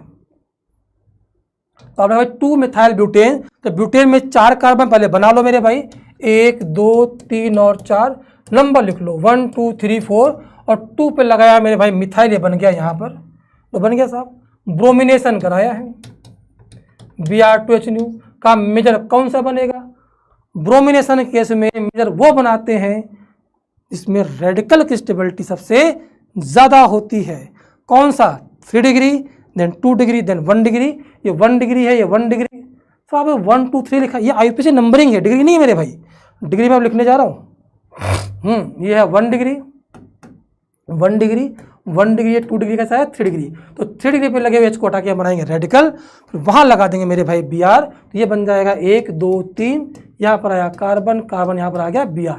बट इसका स्ट्रक्चर नहीं पूछा है, आईपीसी पूछ लिया गया। नंबर क्या लिखोगे साहब, 2 bromo 2 methyl butane, 2 bromo 2 methyl butane, 2 bromo 2 methyl butane, ये आपका आंसर हो गया मेरे भाई, आंसर हो गया डी। आसान क्वेश्चन था मेरे हिसाब से। सीएल लगाने के बाद एक ही चैनल सेंटर है ना मेरे मुन्ना, ना ना ना ना ना गलती कर गए। जब यहाँ पर सीएल लगाओगे ना मेरे भाई, इस वाले केस में यहाँ पर पहले दोनों मिथाइल सेम थे, जैसे सीएल लगाओगे ये बन जाएगा कैरा सेंटर। क्या बात कर दी आप यार, जान दे देंगे इसके लिए तो हम यहाँ लगा दोगे सीएल, यहाँ पर आ गया एच, यहाँ पर आ गया ये। एनसीईआरटी 12th क्लास में सॉल्व एग्जाम पर ढंग से पढ़ा करो। सॉल्व। चलो साहब अगला क्वेश्चन चलते हैं, बताइए। डी आंसर सही था इसका। ओके ओके, ये बड़ा शानदार क्वेश्चन है, उम्मीद करेंगे। इसका मैंने आंसर नहीं दिया, इसका मैंने आंसर नहीं दिया साहब। पूछा गया ई और डी में number of carbon in E and D. E and D के अंदर आपसे नंबर ऑफ कार्बन पूछा गया है, जो कि मेजर प्रोडक्ट है। बड़ा शानदार क्वेश्चन है।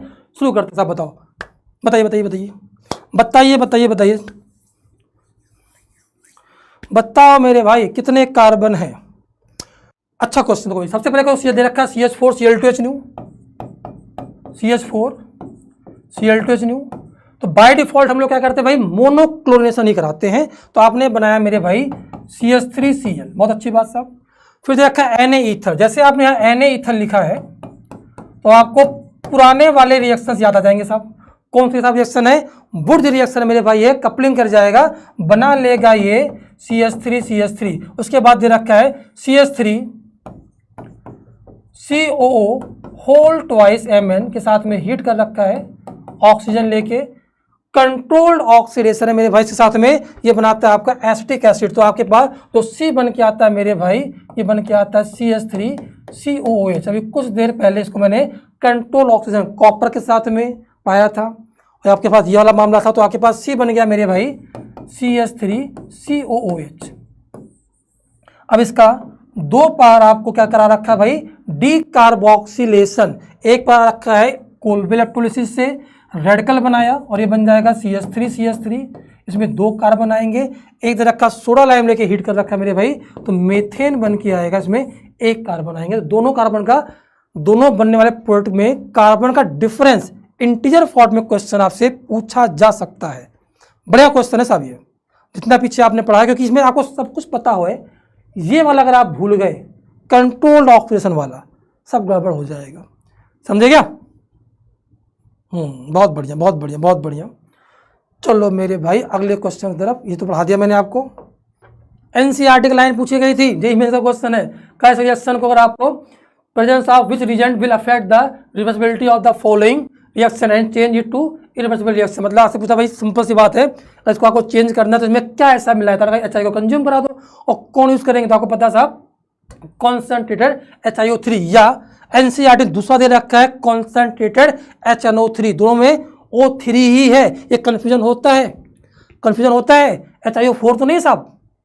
तो तरीका साहब क्या है, HNO3 स्ट्रॉन्ग हमें याद होता है, उसका छोटा भाई साहब कौन है, HiO3। ये ध्यान रखो, दोनों में 3 चाहिए हमें। ठीक है, बहुत सही। चलो भाई, तो इसका आंसर क्या हो गया, डी पार्ट। आसान क्वेश्चन था। चलिए डी पार्ट, कोई दिक्कत नहीं साहब। अगला आता है, if n butane is subject to chlorination then how many monochloro derivative obtain, consider stereoisomers. बोलो भाई फटाफट, आसान क्वेश्चन साहब। एन ब्यूटेन का इंक्लूडिंग स्टीरियोआइसोमर्स 1 2 3 4 Cl2H न्यू। कहा था एक बार यहाँ, एक बार यहाँ, 1 2 3 4, एक बार Cl यहाँ लगाया, 1 2 3 4, एक बार Cl यहाँ लगाया, यहाँ पर आया साहब कायरल सेंटर, 2 यहाँ बन जाएगा, 1 यहाँ, टोटल कितने बन गए 3। आंसर क्या मिलेगा, C। आसान क्वेश्चन, सबको आता, कोई दिक्कत साहब नहीं है। ओके मेरे भाई, चलो बहुत बढ़िया। अगला क्वेश्चन, हाँ, reactivity of hydrogen atom in alkanes. हाँ भाई, reactivity order of hydrogen atom in alkanes. अरे कौन से मेरे भाई, फॉर Br2H न्यू। भाई क्या हो गया, फॉर Br2H न्यू। हाँ भाई, कौन सा, कार्बन फ्लूइड कर इंटरमीडिएट। ये ब्रोमिनेशन के लिए है मेरे भाई, हमेशा नहीं होता है, ध्यान रखना। कौन आएगा, टर्सरी वाला, फिर सेकेंडरी वाला, फिर प्राइमरी वाला। तो आपको कौन सा बता दिया मैंने, on the basis of reactivity order, सही, सिलेक्टिविटी ऑर्डर। चलो साहब, the least reactive alkane towards free radical substitution reaction is, बताओ साहब कौन सा होगा। अरे जहां पर हटाने के बाद रेडिकल की स्टेबिलिटी सबसे कम आए, कौन है साहब, CH4 वाला है, कोई दिक्कत यहां पर नहीं है। बहुत बढ़िया साहब, आगे चलते हैं। हाँ, ये क्वेश्चन बताओ, major product for the reaction is, आपको बताना पड़ेगा साहब, बताइए बताइए बताइए, ये आपको बताना पड़ेगा इसके अंदर कौन सा मेजर प्रोडक्ट बना है। साहब यहाँ मोनो बनाए, डाई बनाए, कौन सा बनाए साहब, नहीं पता, आप बताओ साहब कौन सा बनेगा। बाय डिफॉल्ट हम लोग मोनो वाला ही बनाते हैं, तो आप बताओ साहब ये 2 डिग्री वाला है और ब्रोमिनेशन लिख रखा है, कोई दिक्कत नहीं साहब। कौन सा बनाओगे, मामला सिमेट्रिकल वाला, यहाँ बनाओ, एक ही बात, ठीक है। तो आपने क्या बनाया मेरे भाई, यहाँ पर H को लगा दिया साहब, यहाँ पर देख लो साहब कहाँ लगाया, H लगाया यहाँ पर, कोई दिक्कत साहब, डी आंसर हो गया। चलो चलो मेरे भाई, आइसोमराइजेशन रिएक्शन, शानदार क्वेश्चन। मैं कहा ना, देखो इसमें 4 है, एल्केन के अंदर सब 4 है, कौन सा, एक तो है आपका कंट्रोल ऑक्सीजन, 4 है भैया, वो पढ़ लेना। दूसरा है हेलोजिनेशन, जिसमें भी कौन होता है, fluorination, chlorination, bromination, iodination. Fluorination आग लगा देता है, भूल जाओ, नहीं पूछा जाता। आयोडिनेशन रिवर्सिबल होता है, उसको आगे ले जा सकता है, 2 में HNO3 HiO3 रिवर्स हो गया। क्लोरिनेशन ब्रोमिनेशन में, ब्रोमिनेशन हाईली सेलेक्टिव होता है और क्लोरिनेशन होता है हाईली रिएक्टिव। तो हमें सिलेक्टिविटी वाले क्वेश्चन पूछे जाते हैं, कौन सा मेजर बनेगा, ब्रोमिनेशन वाला केस पूछा जाता है। रेड कलर की स्टेबिलिटी देख लेना, बात हो गई खत्म, ठीक है। मोनो वाले कितने बने, टिक कर लेना, कैरा सेंटर देख लेना, कहानी खत्म, ठीक है, बहुत बढ़िया। अब आते हैं साहब कहां पर, आइसोमराइजेशन, बहुत बढ़िया बहुत बढ़िया। ध्यान रखो मेरे भाई, अगर आपके पास एन एल्केन दे रखा हो, एन एल्केन नॉर्मल एल्केन, उसको आपने AlCl से लेके हीट कर दिया, ब्रांच एल्केन में कन्वर्ट हो जाता है। NCERT में यही एग्जाम्पल दे रखा। मजेदार बात क्या है, यही पूछा ही जाता है, यही पूछा ही जाता है। फिर भी आपको एक क्वेश्चन और दे दिया गया यहाँ पर, ये वाला क्वेश्चन दे रखा है, इसको सिमेट्रिकल ब्रांच एल्केन में कन्वर्ट कर दिया गया है। ये बनता है, मैं फिर से बोल रहा हूँ, आएगा तो यही वाला आता है, कोई दिक्कत नहीं है। अच्छा मुझे बताओ, जैसे आपने एन ब्यूटेन को इसमें कन्वर्ट किया, एक क्वेश्चन दे रहा हूँ, आप मुझे बताओ फटाफट। हाँ भाई, मैंने कहा मेरे भाई, यहाँ पर आया CH3, यहाँ पर आया CH3, Cl2H लिखा, A बनाया मेरे भाई, Na ईथल लिखा, B बनाया, HCl के साथ में AlCl3 लेके इसे हीट कर दिया, C बनाया, और C के साथ रिएक्शन कराया मैंने KMnO4 लेके H पॉजिटिव हीट, यहाँ बनाया साहब D।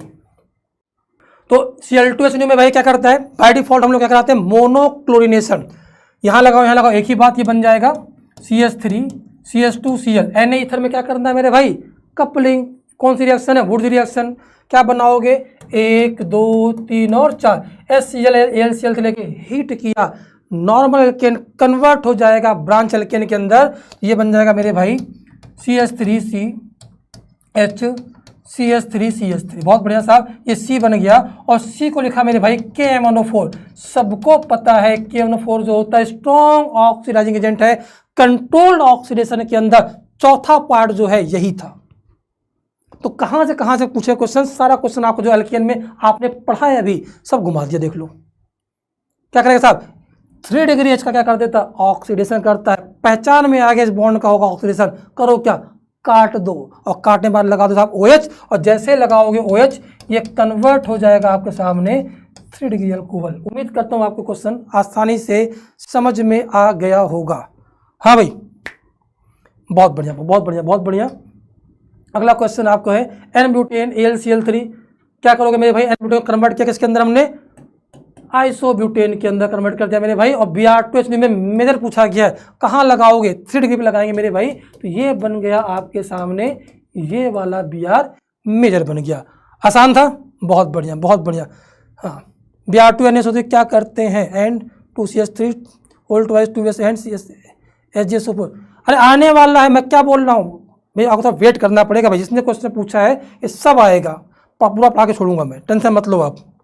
अब आपका ना कितना धैर्य है आप देख लो, मैं तो पढ़ाऊंगा, ठीक है। चलो ओके, हाँ भाई, रिफॉर्मिंग और एरोमेटाइजेशन, मेरा बड़ा शानदार क्वेश्चन है यार, मजा आने वाला है। अब एक क्वेश्चन का आप जवाब दीजिए मुझे। दुनिया के जितने मोटे लोग होते हैं, रुको भाई, दुनिया के जितने मोटे लोग होते हैं, भारी भरकम लोग, सभी होते हैं करोड़पति, ऑल मोटे भी करोड़पति, फिर से बोल रहा हूं, ऑल मोटे भी करोड़पति, समझना, ऑल मोटे MO2O3 MO2O3 भी V2O5 Cr2O3, ये लिख रखा मेरे भाई। अच्छा बताओ, एरोमेटिक जो आपको एग्जाम्पल याद है आज तक, बेंजीन सबको याद होता है, और बेंजीन में कितने कार्बन होते हैं? 6। तो कम से कम यहाँ पर 6 कार्बन का एन एल्केन हो, एन एल्केन का भाई बेंजीन ले, 6 कार्बन हेक्सेन ले लिया। Al2O3 ऑल, Al2O3 मतलब इनका ऑक्साइड लिखा है, MO2 मोटू भी Cr2O3 करोड़पति, इन तीनों के चारों में से कोई भी ऑक्साइड ले लो, दो के कॉम्बिनेशन में ले लो, तीन कॉम्बिनेशन में ले लो, लेकिन हीट कर दो, आग लगा दो, कन्वर्ट हो जाता है बेंजीन के अंदर। बेंजीन ऑल मोटे भी करोड़पति, यहां पर दे रखा है Cr2O3 Al2O3, जरूरी नहीं है कि आप 2 को लो, आप एक भी लेके हीट कर दो, कोई दिक्कत नहीं है, समझे आप। टेम्परेचर ध्यान रखना मेरे भाई, प्रेशर हाई होता है और ये कन्वर्ट हो जाता है कहाँ भाई? बेंजीन के अंदर। अब क्वेश्चन है मेरे भाई, अगर एन ऑक्टेन दे रखा, रुको, एन ऑक्टेन से पहले आप मुझे बताइए, मैंने कहा था यहाँ पर 1 2 3 4 5 6 और 7, 1 2 3 4 5 6 7, एन हेप्टेन अगर मैंने ले लिया और यहाँ पर लिखा मैंने Al2O3 प्लस V2O5 लेके हीट कर दिया, तो क्या बनाओगे? क्या बनाओगे? जल्दी बताओ साहब। अरे आसान है यार, बेंजीन बनाने के लिए कम से कम 6 कार्बन चाहिए, तो ये तो बन गया मेरे भाई, बेंजीन बन जाएगा 6 कार्बन, 1 कार्बन बचेगा, बाहर लगा दो भाई, तो बन गया मेरे भाई टॉलिन। क्या बन गया? क्या भाई? टॉलिन बन गया, बात खत्म हो गई। अब वही क्वेश्चन मैंने पूछा मेरे भाई, अगर मैं यहाँ पर लिखता एन ऑक्टेन 1 2 3 4 5 6 7 8, तो 6 कार्बन के बेंजीन के यहाँ पर 2 अलग अलग पॉसिबिलिटी है मेरे भाई। एक पॉसिबिलिटी तो है यहाँ से लेके यहाँ तक, ऐसे केस में यह बेंजीन बन जाएगा, 2 कार्बन बच जाएगा बाहर, नाम होगा इथाइल। एक पॉसिबिलिटी और है, अगर ध्यान से आप देखो, यहाँ से लेके यहाँ तक भैया क्या बन जाए? बेंजीन बन जाए 6 कार्बन का, और आजू बाजू 2 क्या बन जाएंगे? मिथाइल आ जाएगा, जो कि ये इसको बोलते हैं लोग जाइलिन, वो भी कौन सा? Ortho xylene. तो 2 अलग अलग पॉसिबिलिटी बनते हैं इसके अंदर, ये पूरी कहानी है, ठीक है मेरे भाई। आया कि नहीं आया मेरे भाई? बहुत बढ़िया, बहुत बढ़िया, बहुत बढ़िया, चलो बहुत अच्छी बात है साहब, ये आ गया अपने पास। रिएक्शन विद स्टीम, मेथेन को आप स्टीम साथ हीट करते हो, क्या बनता है? कार्बन मोनोऑक्साइड बनता है, साथ में क्या बनता है? हाइड्रोजन बनता है, कोई दिक्कत नहीं साहब, ये ध्यान रखना। कबसन या फिजिकल केमिस्ट्री में पढ़ाया गया, किसी भी ऑर्गेनिक कंपाउंड को आप आग लगा दो, क्या बनेगा? CO2 बनेगा साहब, क्या बनेगा? वाटर बनेगा साहब, क्या बनेगा? 1 बाल्टी एनर्जी निकलेगी, और इसी एनर्जी का नाम क्या होता है साहब? Heat of combustion. जितना कार्बन जलाओगे उतना क्या निकलेगा? एनर्जी निकलेगी साहब। तो आप लोगों को पढ़ाया जाता है मोर कार्बन, जी उसमें पढ़ाया गया आपको, more carbon more heat of combustion, more carbon more heat of combustion, ठीक है भाई। जलाया गया भाई यहाँ पर, अगर इनकम्प्लीट कराया गया भाई तो कार्बन डाइऑक्साइड नहीं बनता है, क्या बनता है? कार्बन ब्लैक बनता है साहब, वाटर बनता है, ठीक है। कार्बन ब्लैक को क्या बोलते हैं? कोयला बोलते हैं। और आपने इनकम्प्लीट कबसन किया है तो फिजिकल केमिस्ट्री में पढ़ाया जाता है ये, कोई दिक्कत नहीं है साहब। चलो, पैरालिसिस का मतलब क्या होता है? एल्केन को, बड़े एल्केन को ब्रेक कर करके क्या करते हैं? छोटे एल्केन में कन्वर्ट कर देते हैं, हाइड्रोकार्बन में कन्वर्ट कर देते हैं, उसे बोलते हैं pyrolysis. Higher alkane on heating to higher temperature decompose into lower alkanes and alkene, hydrocarbon में कन्वर्ट हो जाता है एल्केन प्लस एल्कीन के अंदर। Such a decomposition reaction into smaller fragments and application of the heat is called a pyrolysis और cracking, इसको बोला जाता है, ज़्यादा काम का नहीं है।